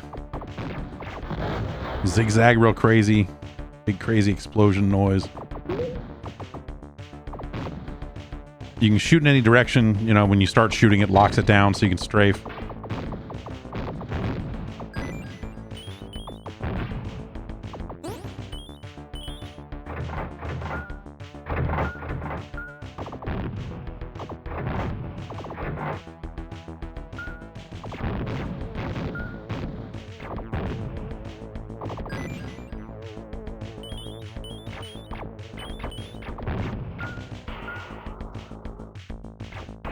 Plasma 3.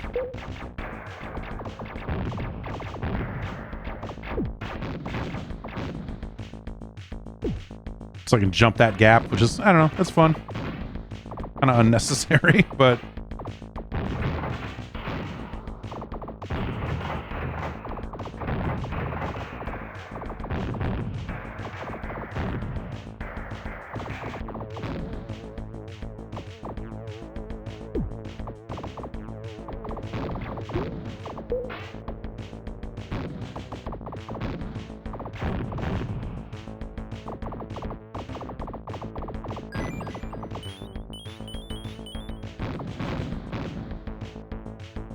Dude was trying to steal my shit. Yeah, Plasma 5 seems like that's where it's at. Oh, and I guess we have special weapons also. That's all the H's and X's up there, too. I don't know, like, you know, again, like, kind of generic in a way, in a sense. Like, it doesn't... It's got its...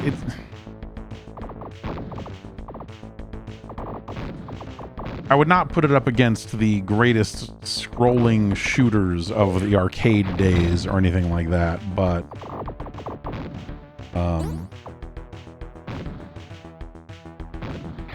I like it for the same reason. Actually, I like it for the same reason I like games like Raptor and like Tyrion. I don't know. There's just a different feel that you get.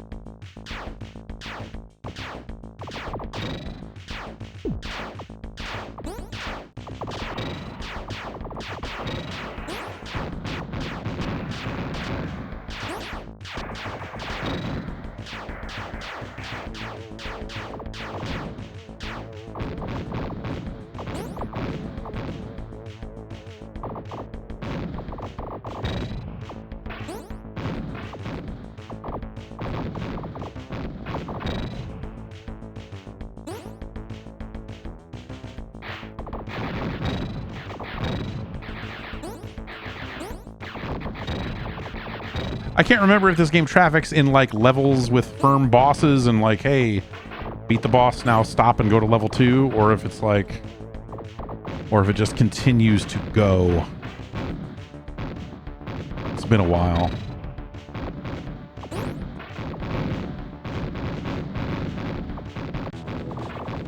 There we go. Okay. I was gonna say, I knew I was saving these special weapons up for something.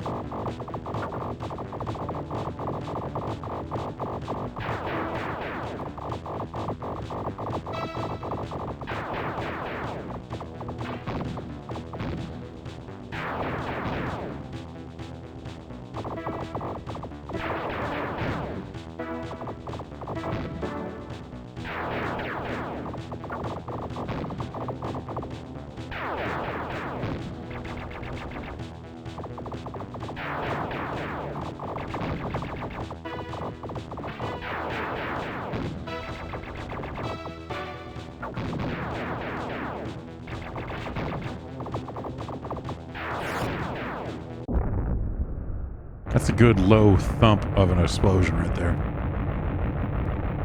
I like that.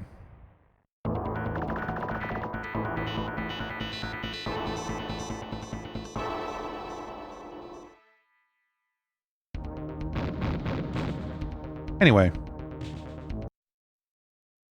That's that. Let's see. Yeah, I don't know. The CDI core, I know there was just an update earlier today.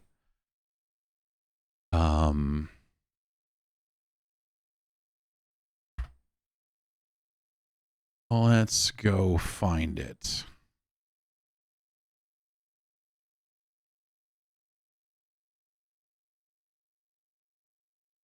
Well, that's not it. That's from 12:30. There was, I swear, I was scrolling through the CDI channel on this Discord server like a few hours ago, and I saw it, and I didn't grab it. There it is. Today, 7:40 a.m.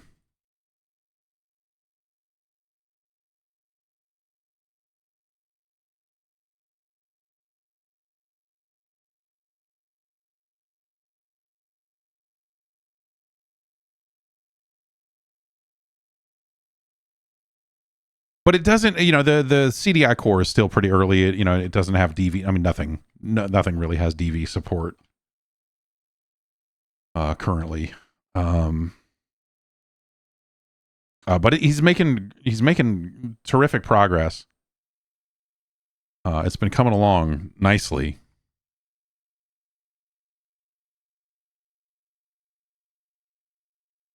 I have been curious about some of these karaoke discs, because none of them have been loading up properly. So like every couple of core updates, I check and see if maybe whatever. Not that I want to play Japanese karaoke discs, but yeah, see, they load like this. And that could be because it's loading in PAL, and maybe if I flip it over to NTSC, we'll get we'll have a different experience. Let's see. Yes, okay. So, okay. That is just a PAL NTSC incompatibility.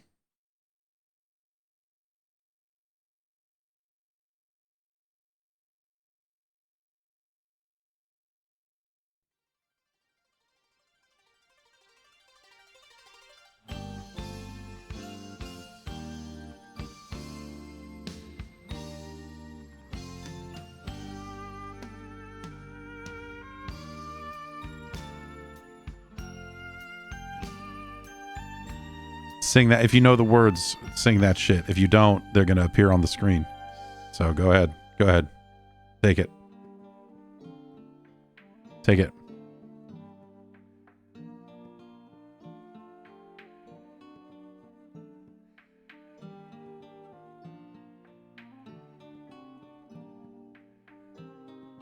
Go on.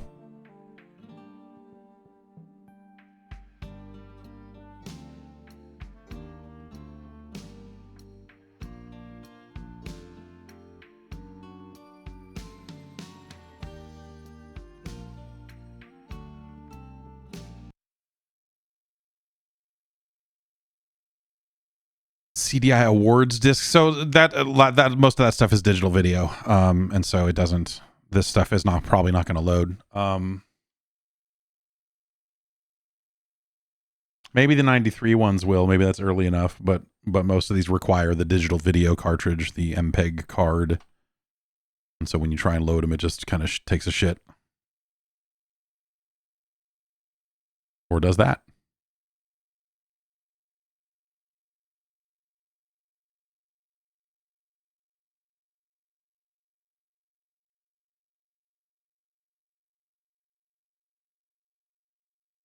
I don't know. The thing about the CDI library is, with the compatibility being a little, leaving a little bit to be desired at this point, combined with, not knowing what runs and what doesn't, and having just so much of this here. If we had the DV card, we could be watching Naked Gun 2 right now.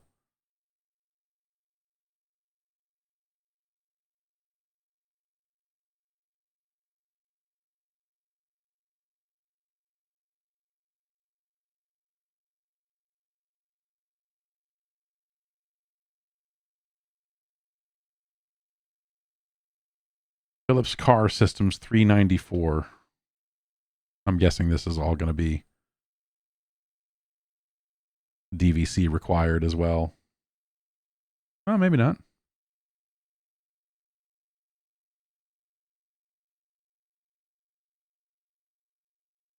Car Hi-Fi. Philips Car Systems, the power to perform. Are you DTM? I know I am.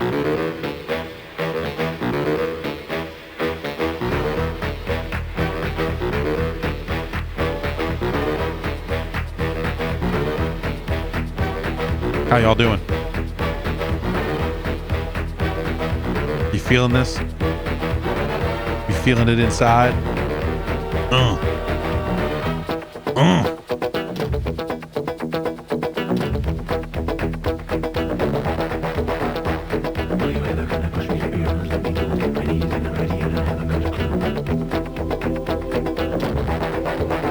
They got the power to perform. See, look at this car. Look at this guy. He's in a race car. He's performing right now.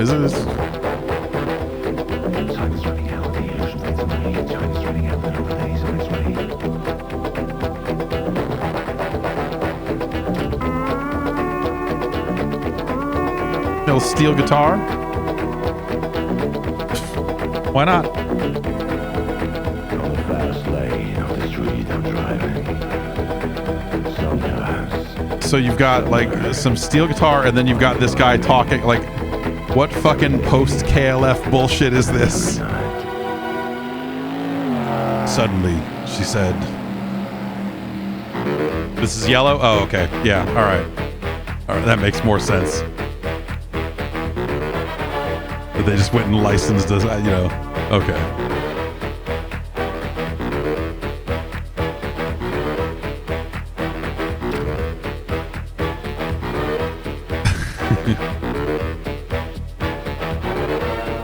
I can move the cursor around.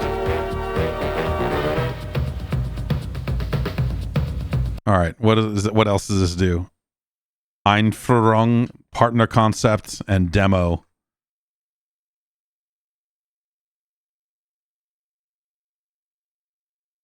Let's get a nice partner concept.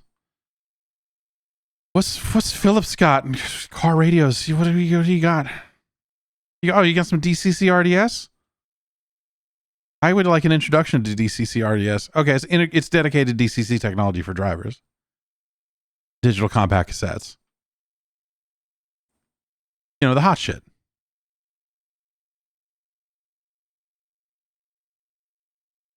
Also, traditional cassettes can be played back. Imagine a world where the DCC caught on. I just saw there was some blank mini discs on Amazon Japan, and I was like, shit, should I get some blank mini discs? It's been a while since I've had any fresh blanks.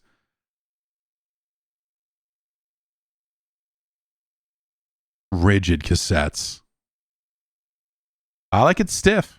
I like these nice stiff tapes, man. Compact discs, you can bend them, they wobble. Unaffected by dust and temperature variations. Oh, man. Many system partners.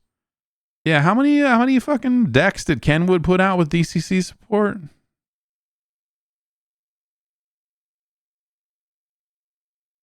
Look, there are 213 million cassette player per year. 2,500 million cassettes per year.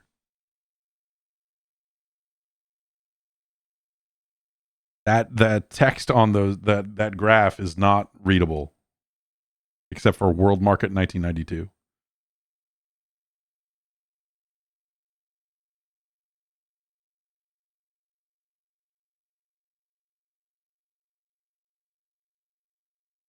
The DCC cassette will replace the traditional micro cassette, MC. You may know it as MC.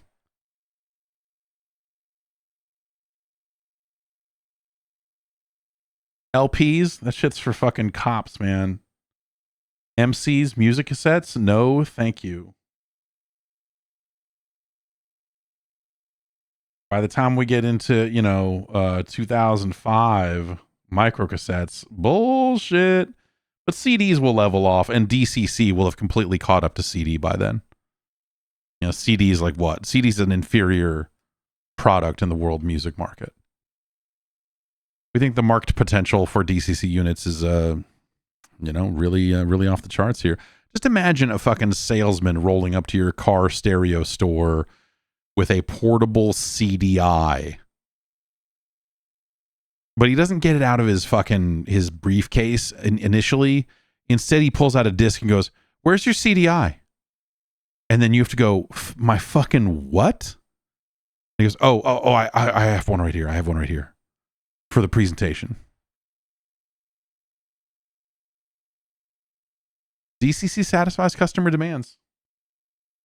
Play, record, pre-recorded music, sound quality, and compatibility. DAT's got sound quality. I like that they don't even put CD on this list. Like, CD is like fucking whatever, dude. DATs, you can play, you can record. It's got sound quality, but it's not compatible with anything. No one's putting pre-recorded music out on DAT. Mini disc, they sort of are, but it sounds like garbage. Yeah, show me the DCC 821, please. Beautiful. Just beautiful. Europe.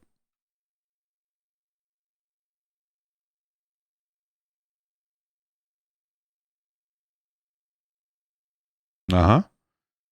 So we got FM, we got a little MW, a little LW, a little SW. Yeah, I mean, you want to listen to some fucking shortwave radio in your car? Who doesn't?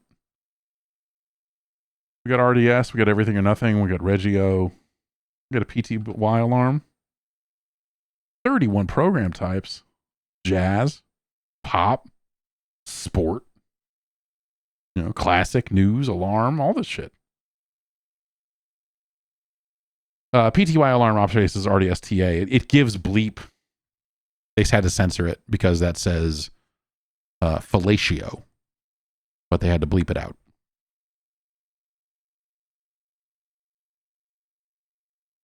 If it had really done that, then maybe the DCC would have caught on. Spoken message.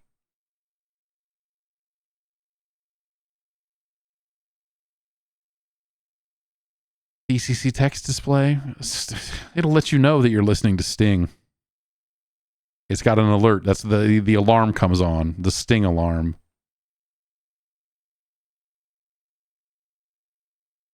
Convenience on display.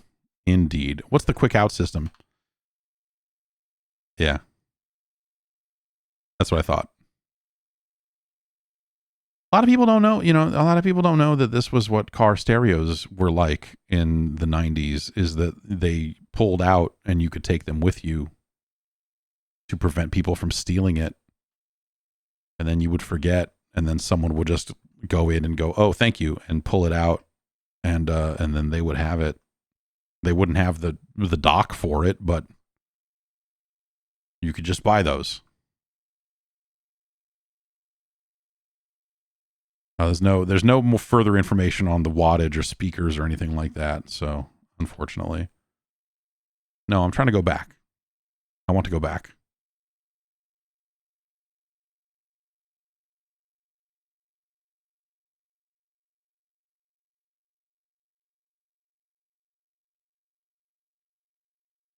I hit the buttons so hard that it reset the whole device. That's fine. Maybe we'll load up like one more thing. Oh, man. See, we need DV support because, well, let's check and see action songs. Maybe this is not just a movie. Maybe this is not just a VCD, a fancy MPEG. But I bet it's going to require, yeah, that's what I thought. Sorry.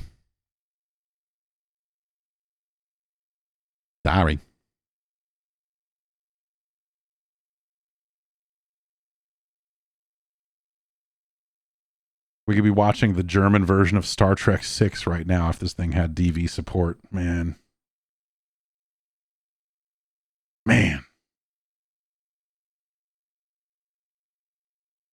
In the US, it's Sticky Bear Math. In Europe, it's Sticky Bear Maths.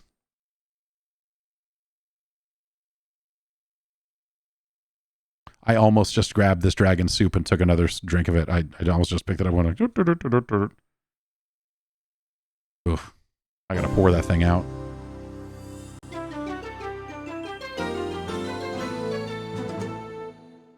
Do you want to see my sticky bear?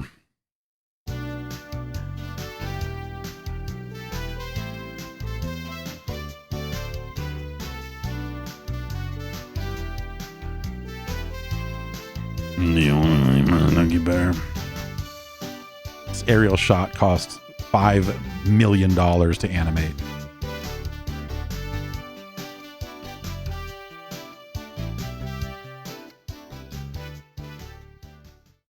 Welcome to Sticky Bear Math. I'm Sticky Bear. Let's do some math problems and play some games. I'm Sticky Bear.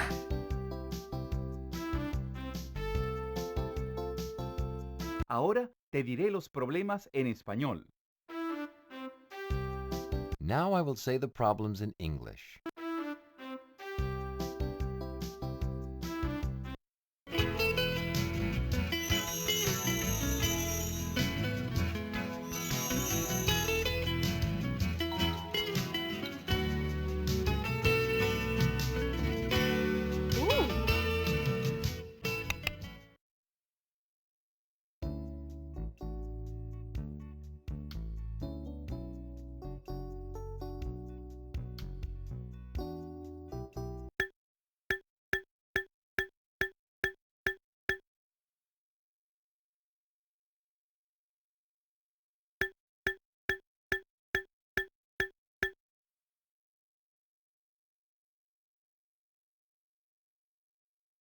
Why'd the music stop?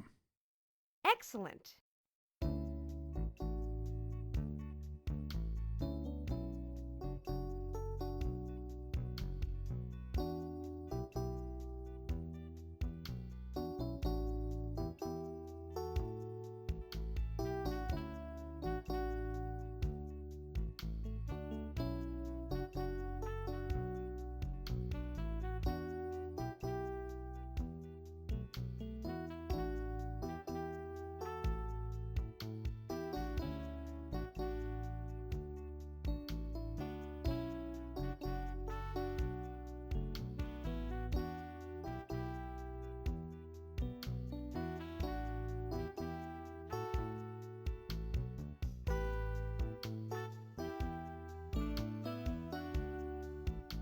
Hmm. Hmm.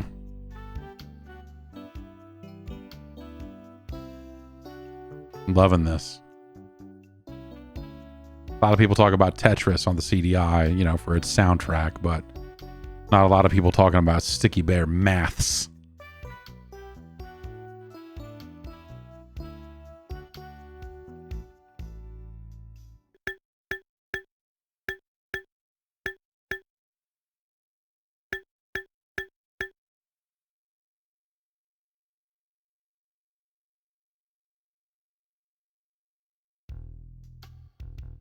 Oh.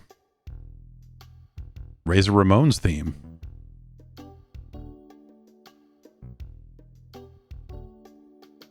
Hey, yo.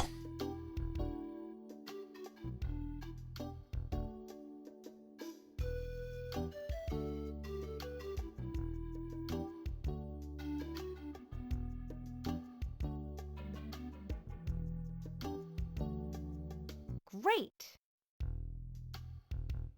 A little bit of pan flute, a little classic pan flute. Can't have a CDI. Can't have a CDI without a little pan flute. We all know that.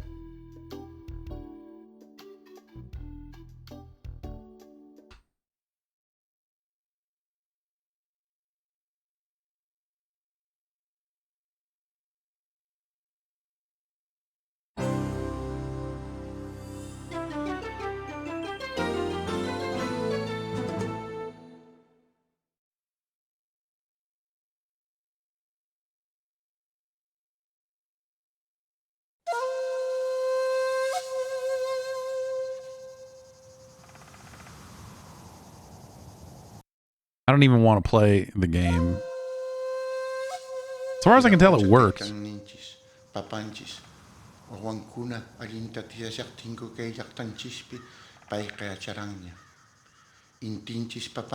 There's an Inca II. It's not what you want, though. I felt ominous premonitions like a doom in my heart. Catastrophes, earthquakes, and finally, the arrival of the spirits of ages in our lands. It's so serious. Let them delude themselves with this gold which blinds them so. The real treasure of the Incas, our knowledge, I've hidden it away in a safe place. I can now leave this worn-out bodily shell to become Apu and wait for the prophecy to be fulfilled. A man will come in an iridescent disk, the fires of which will relight our sleeping sun in deep.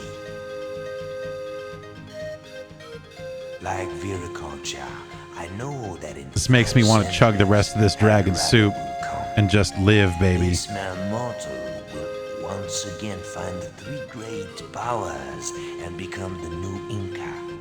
I will be there to guide you, the chosen one. Well, thanks. Oh, yeah. Fucking space pan flute.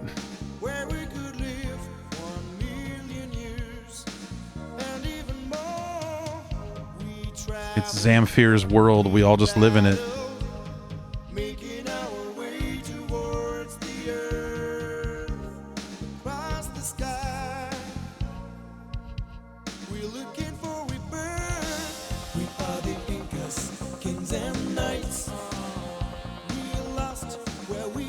And then it just starts to fucking rip.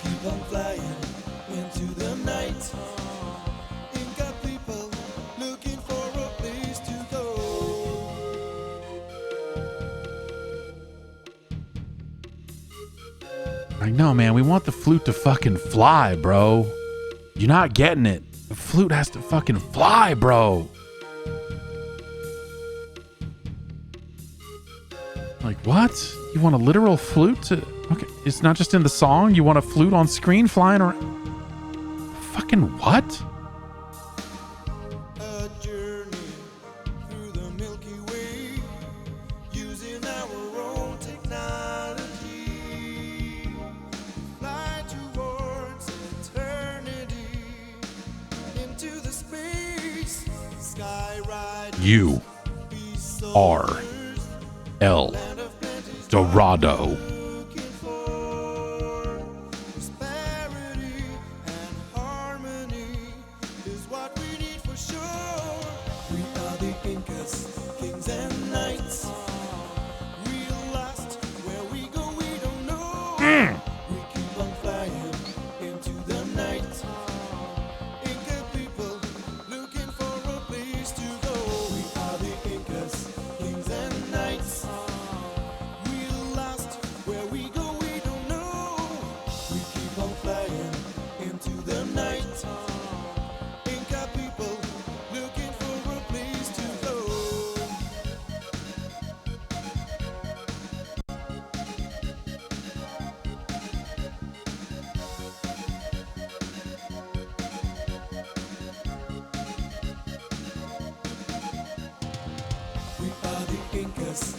Fucking ripping fucking flute solo.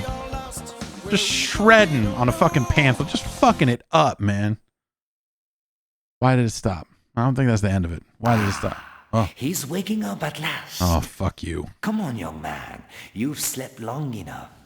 My name is Huayna Capac. Hi. Apu Huayna Capac. And you, El Dorado, are you really the chosen one that have been waiting nearly 5 centuries for? The one in the prophecy. Before you set off on your quest, I have to warn you that somewhere in space and time, another you has appeared simultaneously and is looking for the same thing as you. Viracocha, blessed be your name. Please guard that which I have preserved, so that it doesn't fall into the other's hands. Take great care. His powers are without limit. He knows of your existence, and is already looking for you. I talk too much, don't I? Yeah. The young warrior's heart is beating like a drum, which drowns out the wise man's words. Since you are so young and impatient, I am you El see Dorado. action. We are now close to the planet where I have hidden the power which will give us mastery of time, that foremost gem of the Tumi. Word? Go now and prove your value.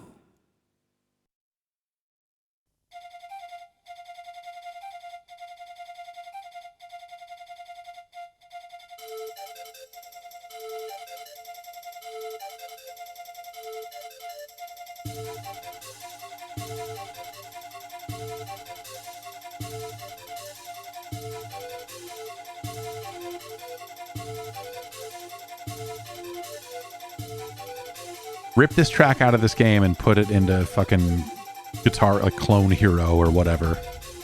Let me play this on a 5-fret device.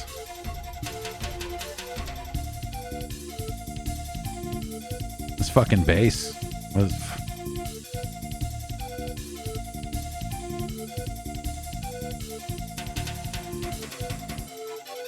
became like a Mr. Bungle song there for about 15 seconds.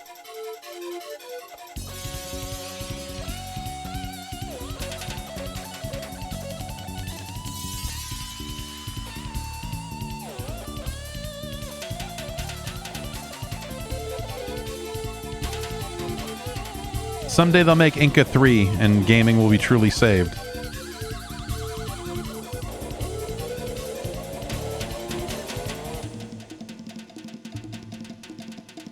The problem with this game is the game. My controller turned off because I didn't touch it for so long.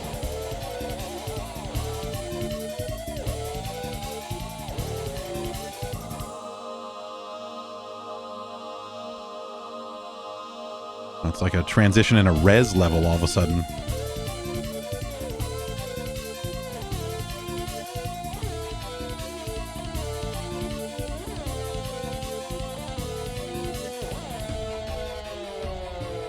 I don't want to go into the game because whatever, we're going to look at it for like 20 seconds and then turn it off, but this fucking rips.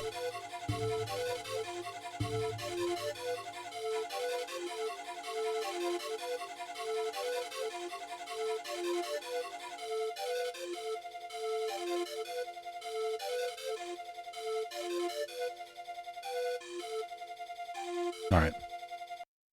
Let's open this stupid door. I've never... I should just watch a long play of this game at some point and see what the fuck it is. Because I've never made it past this part.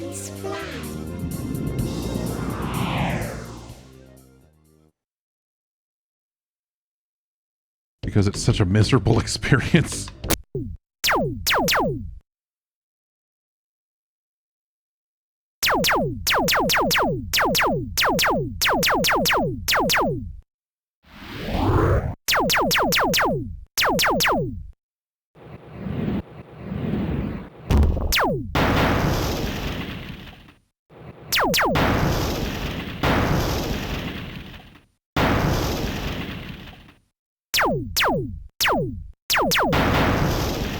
I mean, obviously I need to dodge or shoot the fucking asteroids, but there's like a bazillion of them.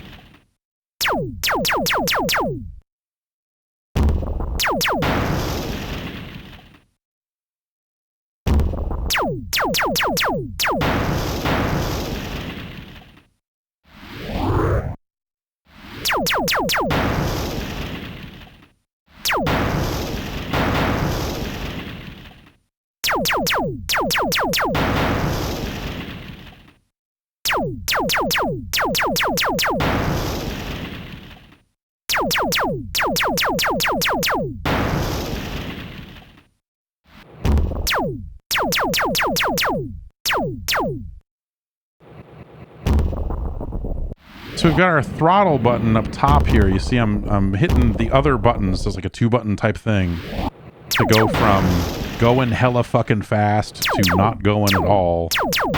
I assume I need to go, but where? And how? And why?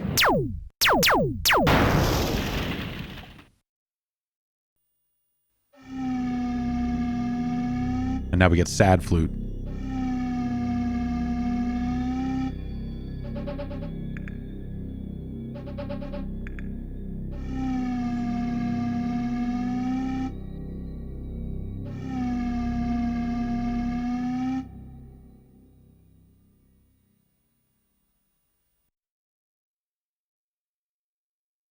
You lost a chance to become Inca, but I had the power to send you back 5 times in a recent past.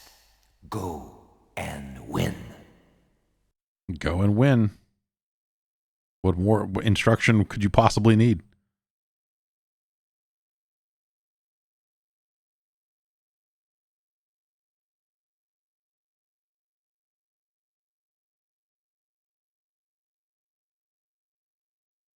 pilot the Tumi, the sacrificial knife that symbolizes the power of the Incas. Hey, don't worry, you won't be shedding blood because it is here to help you in the rebirth of our civilization, not to destroy life. It is the power of a... This is not help, man. This is not help. This is more complicated than it was a minute ago. Time-space energy spheres that will send those opposing the rebirth out of your continuum. Admire the perfection of this masterpiece. Yeah, yeah. That's literally it. That's great.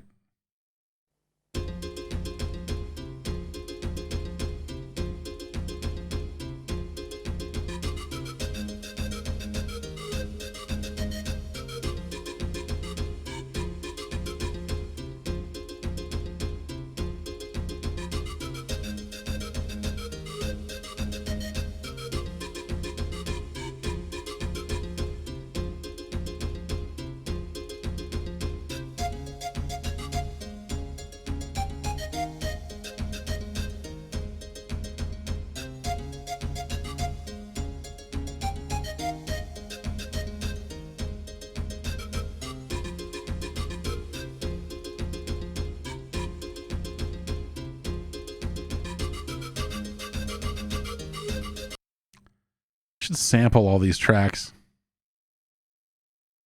Make a bunch of fucking really filthy fucking trap out of it.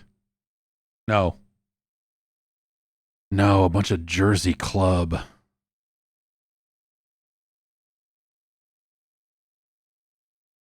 Pan flute fucking club bangers.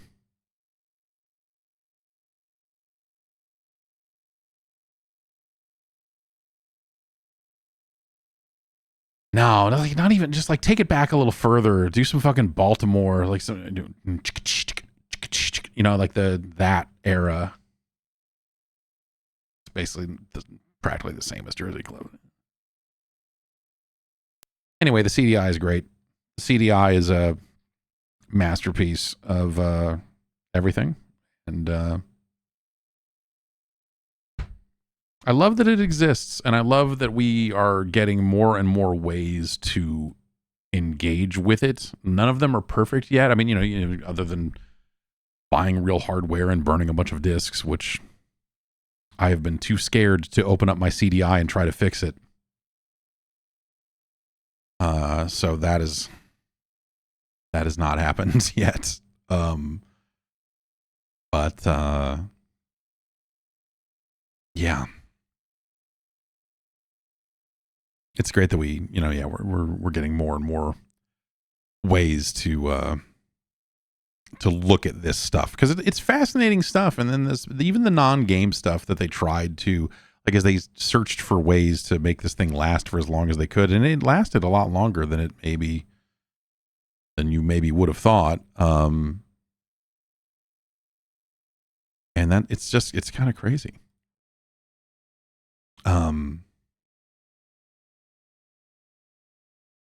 Let's check something. I don't think that this is here, but it might be. Yeah, it is. Inca II, Nations of Immortality. The sequel to Inca. For DOS. I do not believe Inca II came out on the CDI. Inca II, sadly, you know, like, it's for as much fun as we just had with Inca, I'm almost a little reluctant to even launch this, because everything I've seen of Inca II indicates that it's not going to have any of the things that we're looking for. What do we want to do? We probably want to,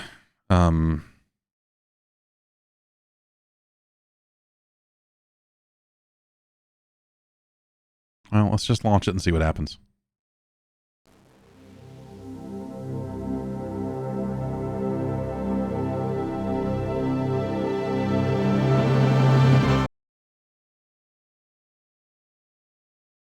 Just had a good t-shirt idea.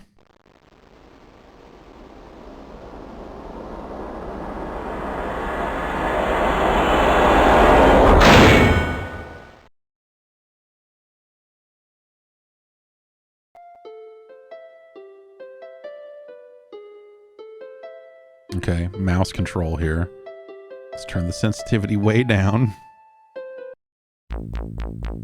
Let's see what the demo has to say.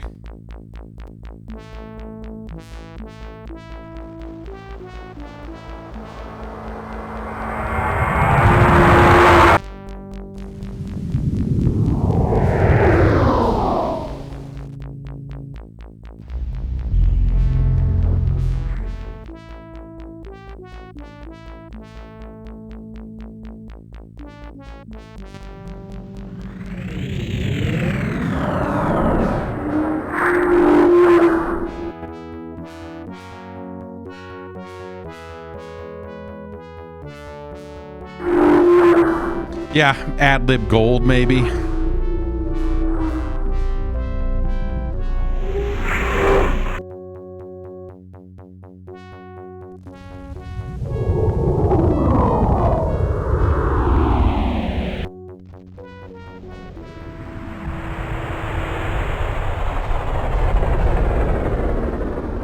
Yeah, there was a setup program that I bet you could change the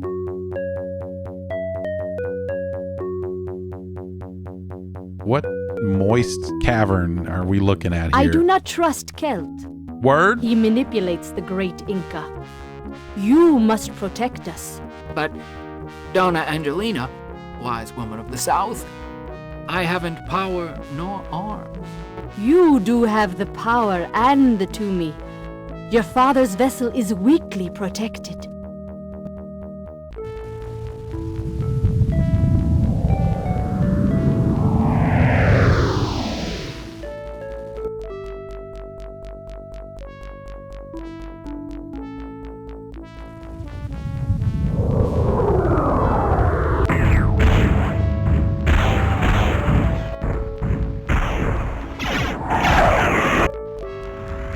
This is just conceptually, this whole thing is so fucking nuts, dude. I would really be interested to know like where this came from for them. The idea of like, okay, we wanted this whole like El Dorado Inca thing, and we want that vibe. Also, this sacrificial spiritual knife is really a spaceship, and you go into fucking space and have lasers shoot out space battles with dudes. Like, how did that happen? Let's all right. I guess Machu Picchu, capital of the Incan Empire.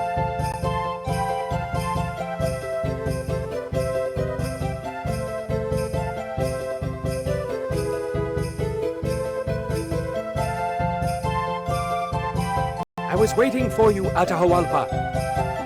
Are you ready for your initiation? Hello, God of the Huarachico. Hey, how you doing? Your father is waiting Mama. for you. Choose your test, physical or mental. Okay.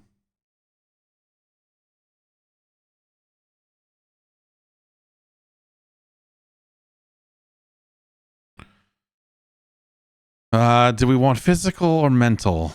I'm gonna go physical. That seems like it will lead us back to embarrassing space combat. Oh, look at this.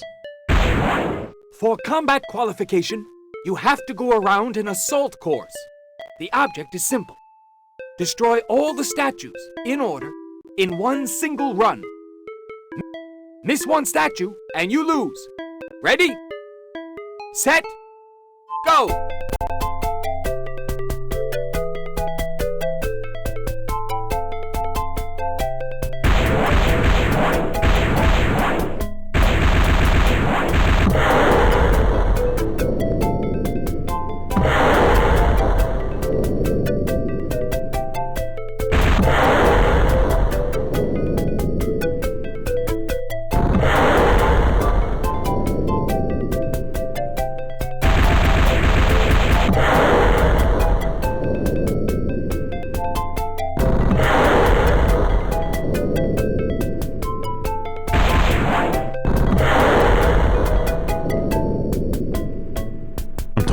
Statues. Who could say, really?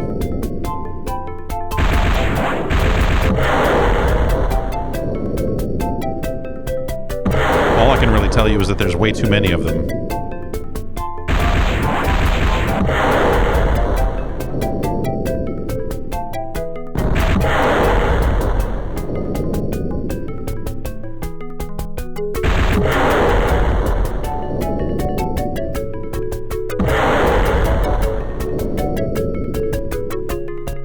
Oh, I guess I can see that they're like Moai head looking things. Down there in the corner, huh? Dude, there's so many of these statues. What the fuck?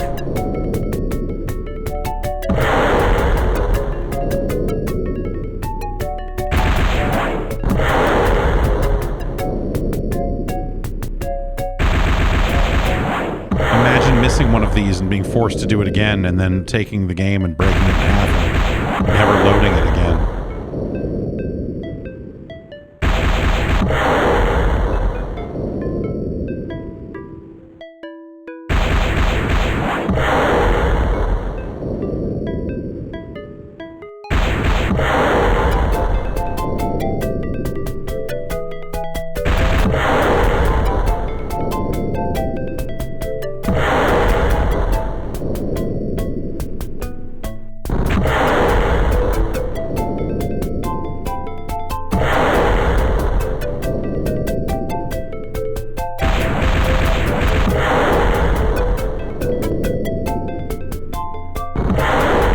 More keep fucking appearing, dude.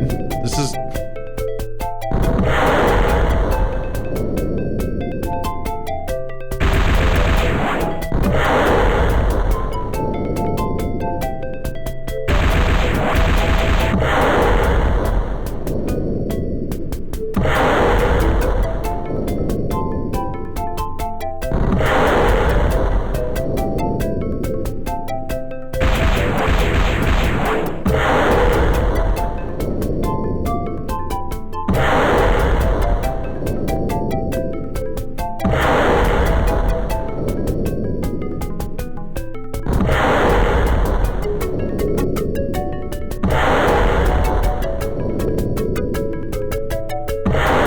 Did I destroy one out of order? Is that the problem?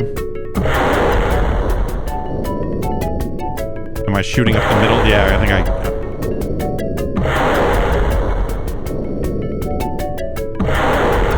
I'm fucking up there. 'Cause he did say that they had to be destroyed in order.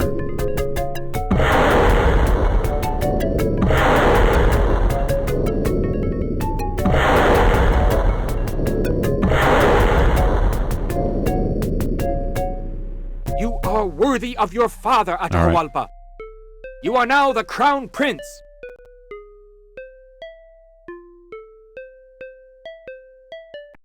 El Dorado! I've succeeded! Oh my god. Atahualpa, my son, I knew this test would be a mere formality for you. You are now worthy of attending the Council of the Wise Men. The danger is great. Follow me. All of this voice acting is amazing. This newscast music here is amazing. These are the last pictures we received from the probe.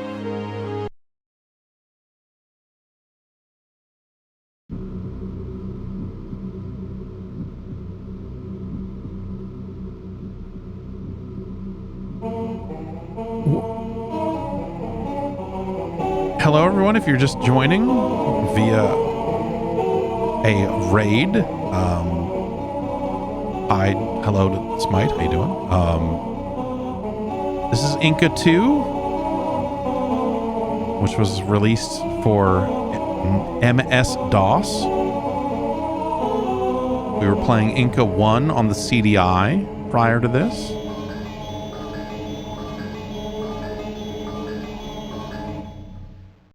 It is likely that this asteroid is the source of the problems that we encounter in the territories of the Empire. That's a good point. Let's listen to Kelt Cartier, who has returned I love from Kelt the Cartier's ancient lands. mixtape. I That shit was assigned him fucking to an hot. intelligence gathering mission. Kelt Cartier, it's your turn to speak now. Thank you, El Dorado.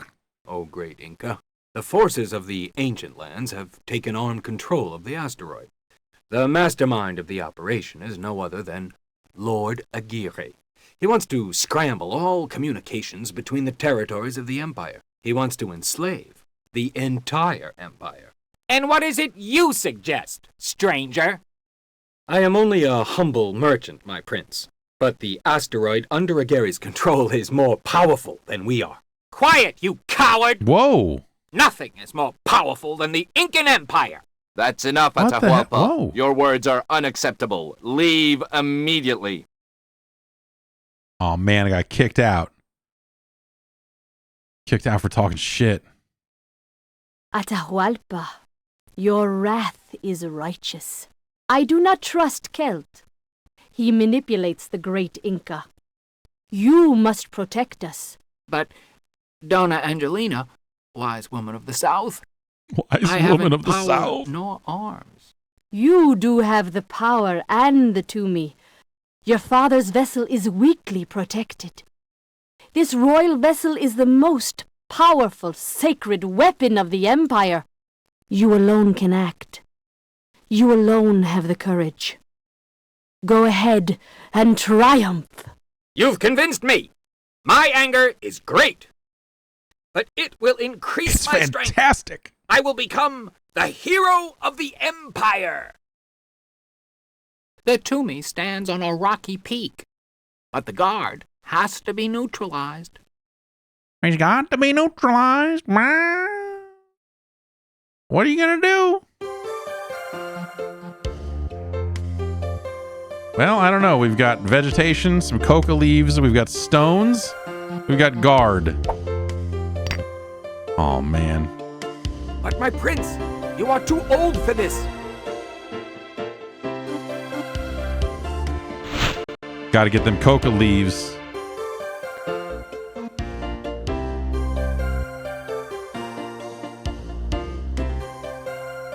Okay, so now I got that in my inventory.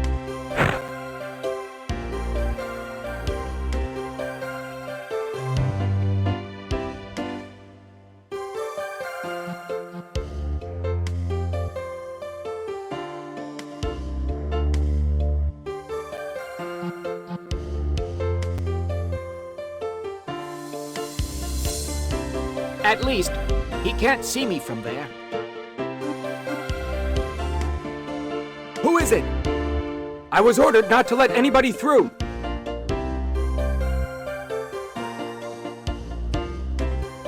At least, he can't see me from there.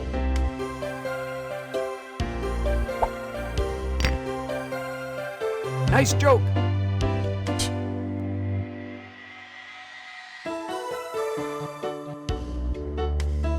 So the only interactable objects here are really the guard and the vegetation. And I can't really do... This seems like I should be trying to make like a fucking...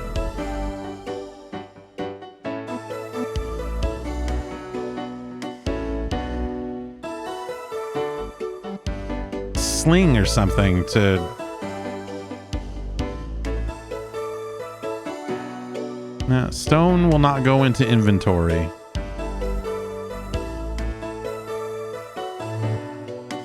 And so I can only try to use these items with stone. I can't really use...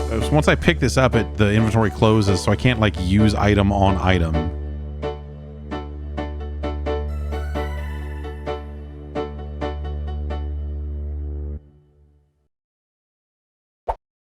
At least, he can't see me from there.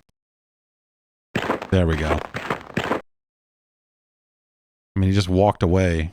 I guess he's coming down to see what the fuck's going on, and I'm hiding, so hopefully... What is it? At least, he can't see me from there.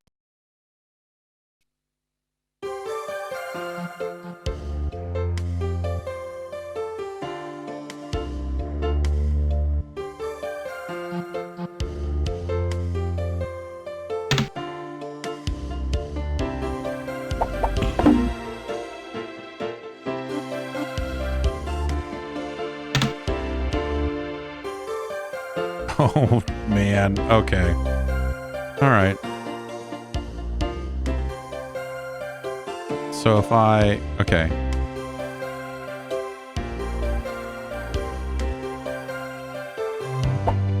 At least.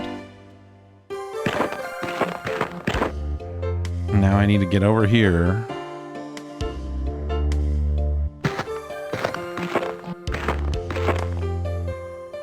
Okay. At least, he can't see me from there. And now we rope. Bonk. Suck a dick. Stole that spaceship. Bonk.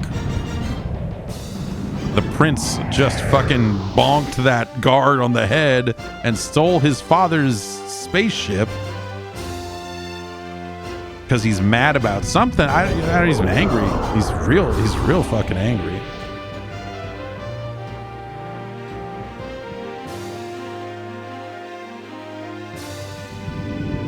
Thanks everybody for hanging out. I just needed to test some local recording stuff, and so I had to I had to stream anyway to get some of that. So I'm just kind of streaming for streaming's sake, and I probably won't go too much longer here because it is I gotta get to bed. You are now in a zone controlled by Lord Aguirre. Your vessel is unidentified. State your identity. This is a violation of the space agreements. You will be inspected. Interceptors, take off immediately. Oh, shit.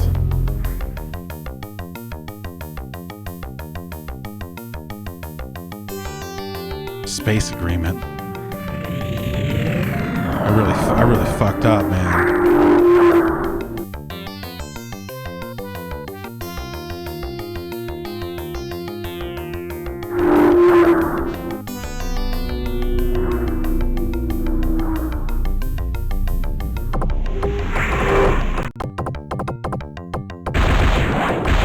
Space agree with this.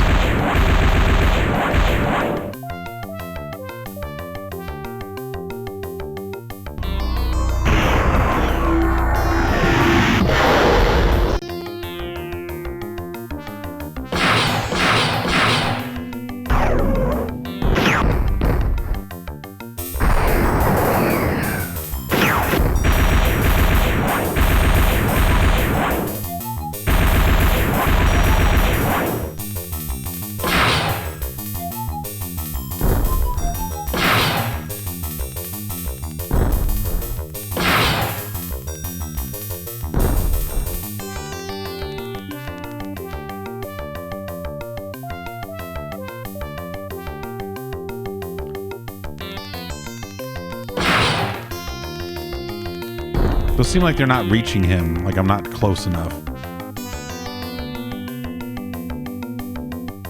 Auto. Also, I don't know what I need to.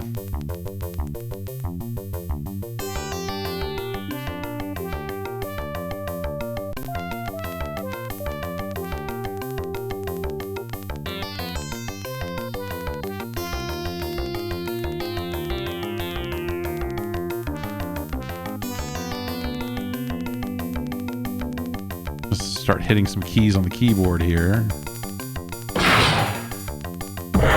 There we go. I was closing in just very slowly. Oh no. El Dorado, I am afraid you might have done our son wrong. You allowed him in the council, as an adult that he almost is. Then you humiliated him in front of all the wise men and the stranger. Then, being the child that he is, he left furious. He stole the Toomey to rush headfirst toward what can only be a trap. I'm furious. He forces me to act without knowing where we are headed. He's furious.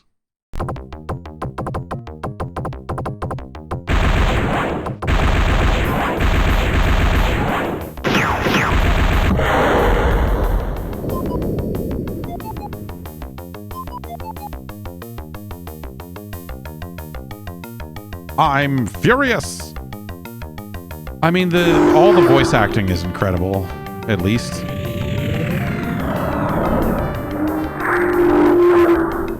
And a lot of this FMV is very silly.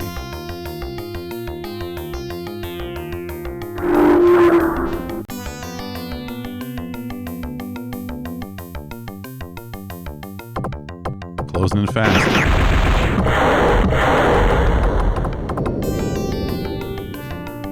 Yeah, this is not good dogfighting. I mean, you know, like...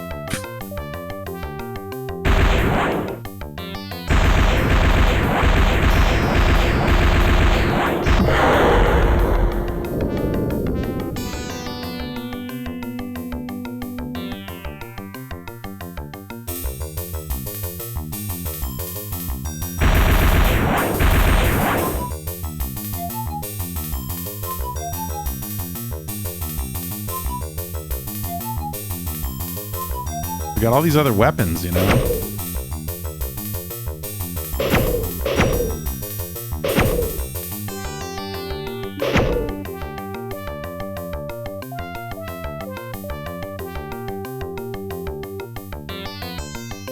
But it's not really clear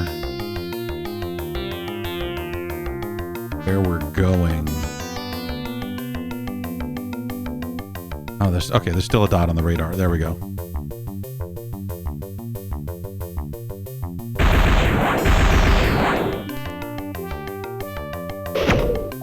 Launch this hook-looking thing. Maybe do I gotta get this? What? Okay, it's far away and it's very big. So this is probably a space station or something.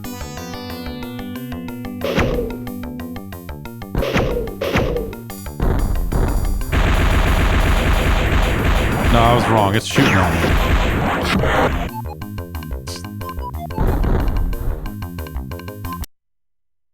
Atahualpa, this is your father talking. The Toomey is under our control. Aw, Dad.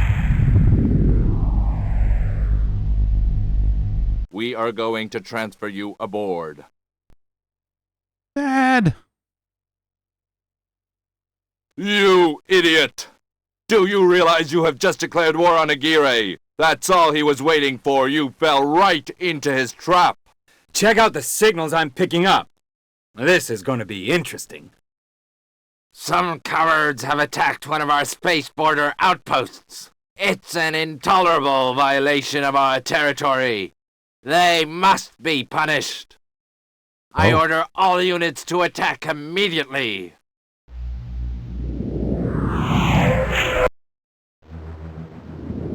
This fucking thing just keeps going. Counterattack was swift.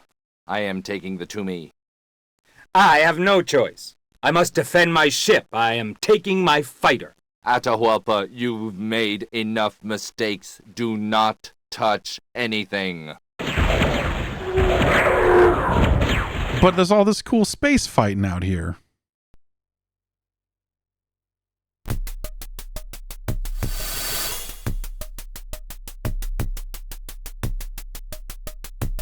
You know, going from digital audio to MIDI, obviously you lose all that pan flute from the first game. But some of this MIDI is kind of a little jam, you know. Don't touch anything, huh? This gate is locked. Strange.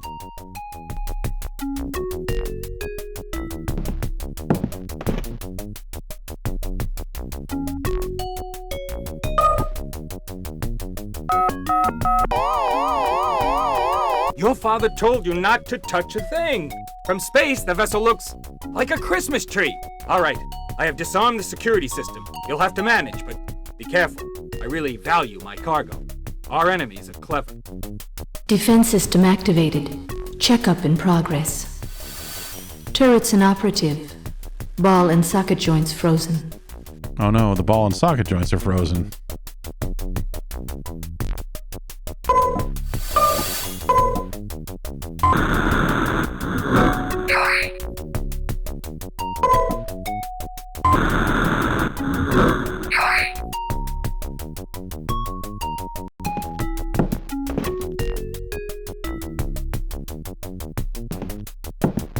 Let's have some fun. Woo! No.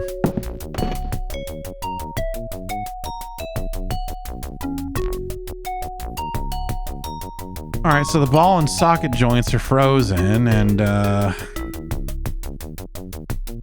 The only things we seem to be able to interact with is this throttle lever.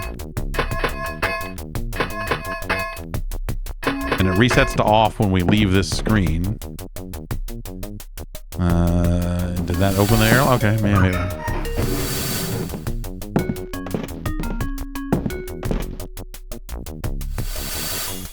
Let me in the case. Come on, man.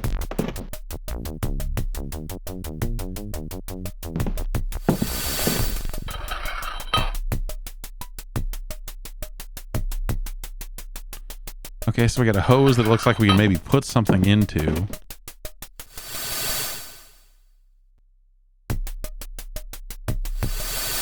Oh, here we okay.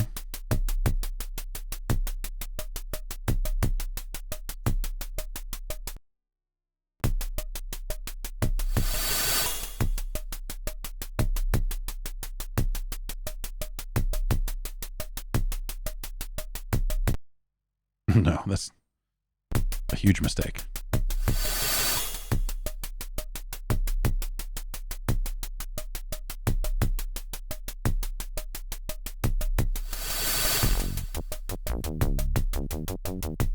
The hose closes as soon as we leave it. It's not really... crowbar. There we go.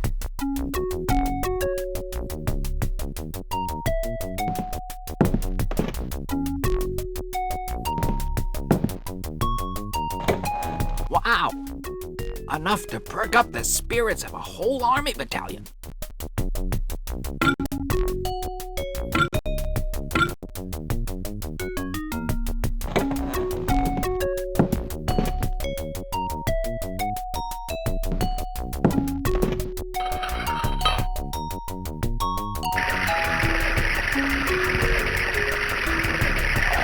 This will do just fine.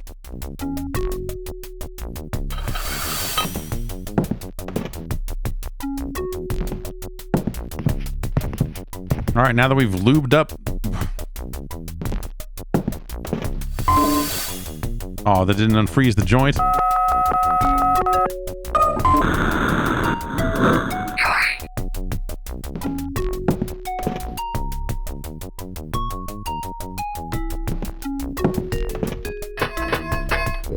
There we go. Wow! This old thing really heats up. It might be best to take care of this thermometer now. You mean beat it with a crowbar? Hey, but wait. I can't do it all. If you let it heat up, everything will explode. The turrets are working now. I have other more urgent problems. At last, I can now do something. I can fight.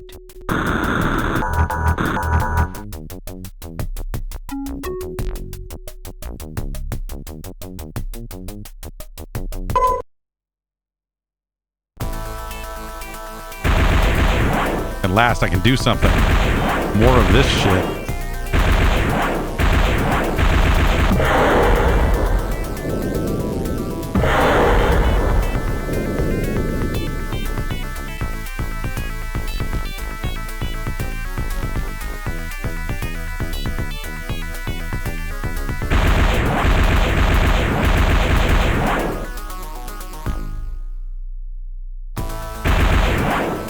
All the music they wrote for this part.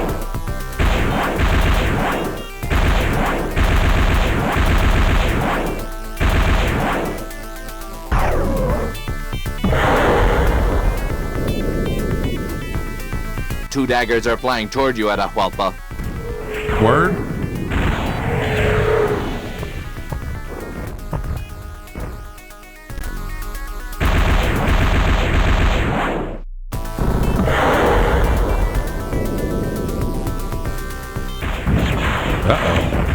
Watch out, Atahualpa. Enemy at 10 o'clock.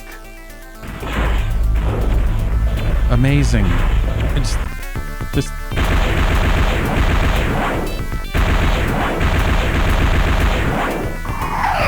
Forget your flying lessons, son. Here you either win or you die. Oh, God.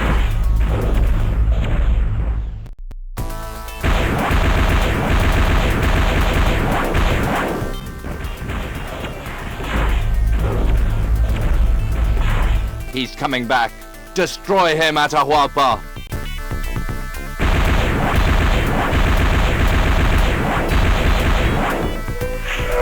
Landed some good hits, but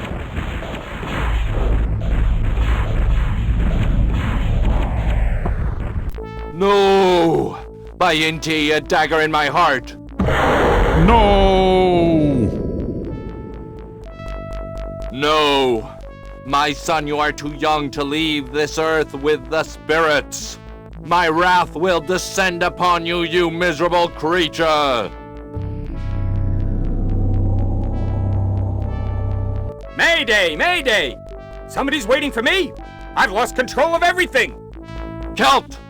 They killed my son! My flesh and blood! Holy smokes. This is serious.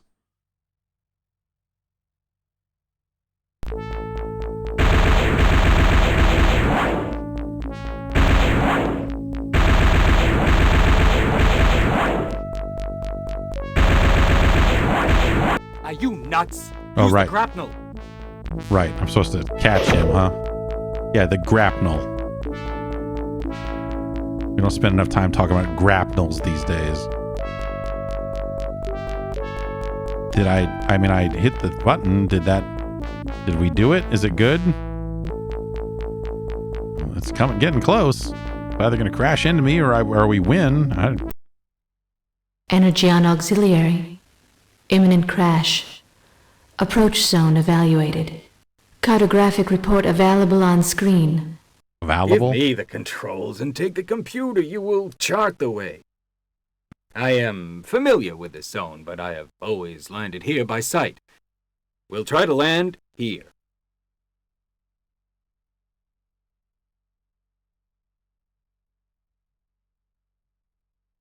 Okay. Mark the water hole west of the zone.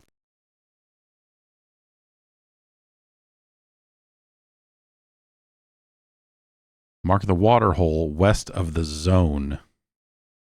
Go up to the valley and head northeast for about 160 miles. Go up to the valley and head northeast for about 160 miles. Then, cross the pass, east-southeast, about 100 miles.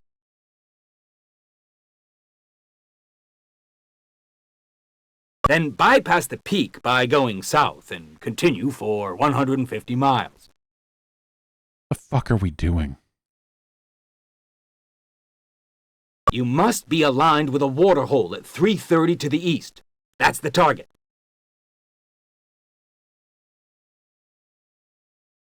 Aligned with a water hole. Let me check. But it's clear and precise, though. I'll say it again. You draw. Mark the water hole west of the zone.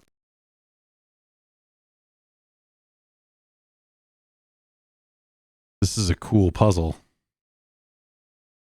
Go up to the valley and head northeast for about 160 miles. Then, cross the pass, east-southeast, about 100 miles. Then bypass the peak by going south and continue for 150 miles.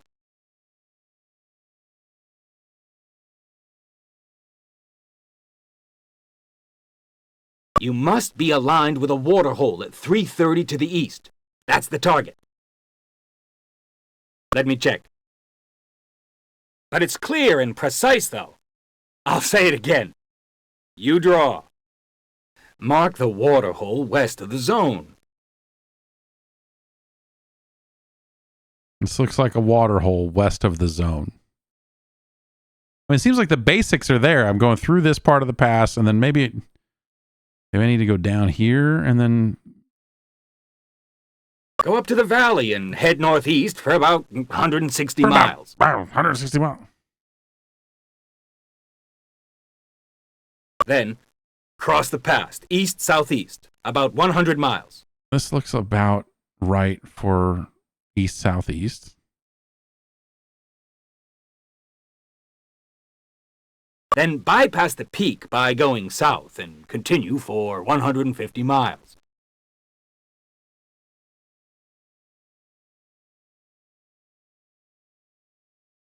But can I maybe not go in this darker area? You must be aligned with a water hole at 330 to the east. That's the target. It's too far. Let me check. But it's clear and precise, though. I'll say it again. You draw. Mark the water hole west of the zone. Last time. Go up to the valley and head northeast for about 160 miles. Then, cross the pass, east-southeast, about 100 miles.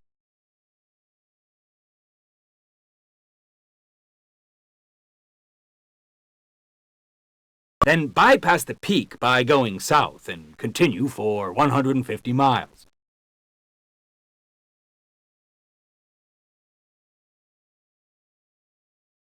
You must be aligned with a water hole at 330 to the east. That's the target. See, that's not 330 anymore. Let me check. Bravo, El Dorado. Let's just hope that we will get there.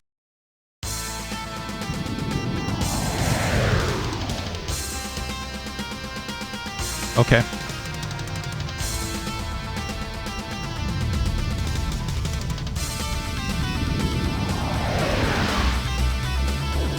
Crash.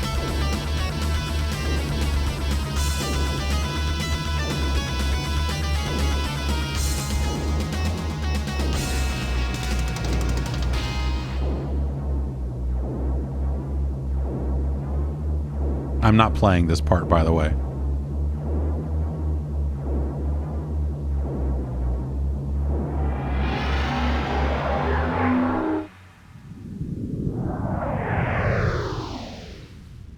That was close.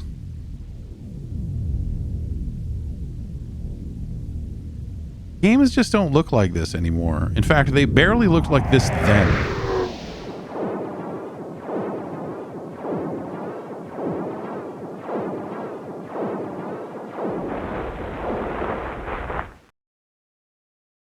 Phew!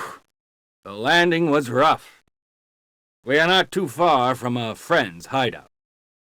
2 walking days from here is a scientist who observes the stars. If you know what I mean. That's fortunate. The Toomey is damaged a little. Let's go. After 2 days of marching under a blazing sun. I want to be there for that recording session. I want to hear the dude record that. What a surprise, Kelt Cartier. What brings you to your old friend Yuna? I'd like to introduce you to Yuna? El Dorado, the great Inca. The great We've got a problem. Inca. Welcome, my lord. How may I help you? An asteroid has moved close to Earth. There is a little... Yes, I've seen it, of course. Aguirre took it over. He wants to use its power to become master of the world. We must destroy this asteroid. Can you help us? Yes, of course. I have some Good tools that stares. allow us Good to analyze any dead celestial eyes body. on all of these characters. They are connected to these sail antennas. Direct an antenna toward the asteroid with this remote control.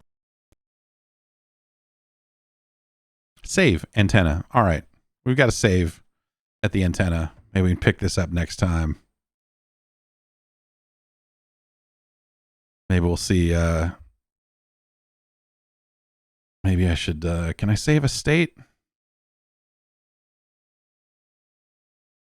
Okay.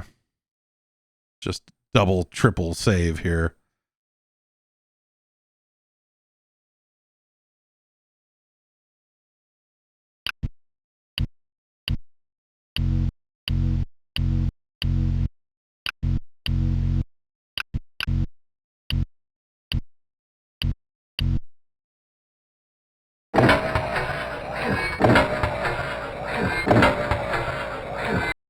There. It's done. But what is that for?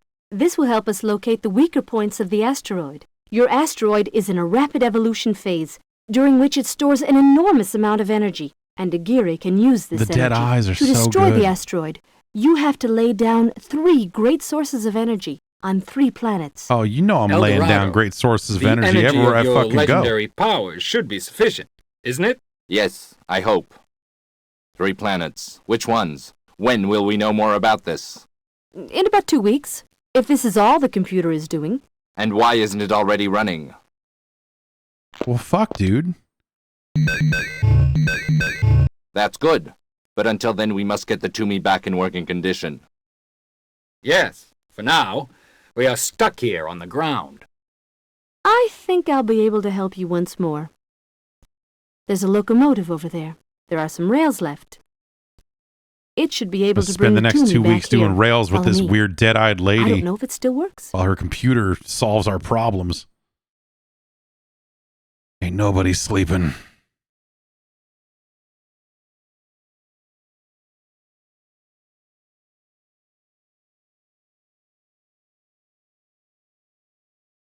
Okay, we're not going to solve the train puzzle. We're going to actually. Let's reload it real quick. I'm just curious a little bit here. Return to an award-winning universe of stunning graphics and animation. That's the line for. Oh, we could turn on joystick configuration. Yeah, so nothing. Yeah, no. Nothing higher than a sound blaster here. No general MIDI support, unless no.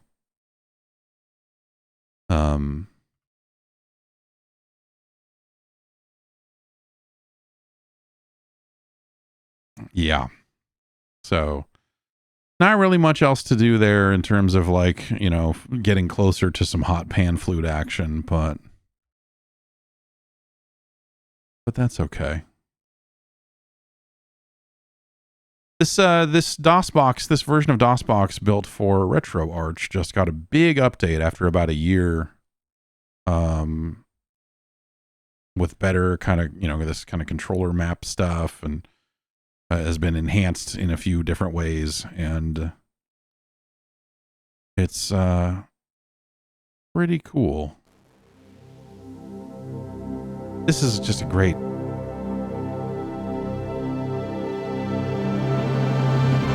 It's just a great logo. It's just a great logo, man. Is DOSBox free? Yes, it is. This is all part of RetroArch, but yes, there are a billion different forks of DOSBox that you can get that do not run in RetroArch if you don't want to use it. This is just a very convenient. The DOSBox Pure is really good for running.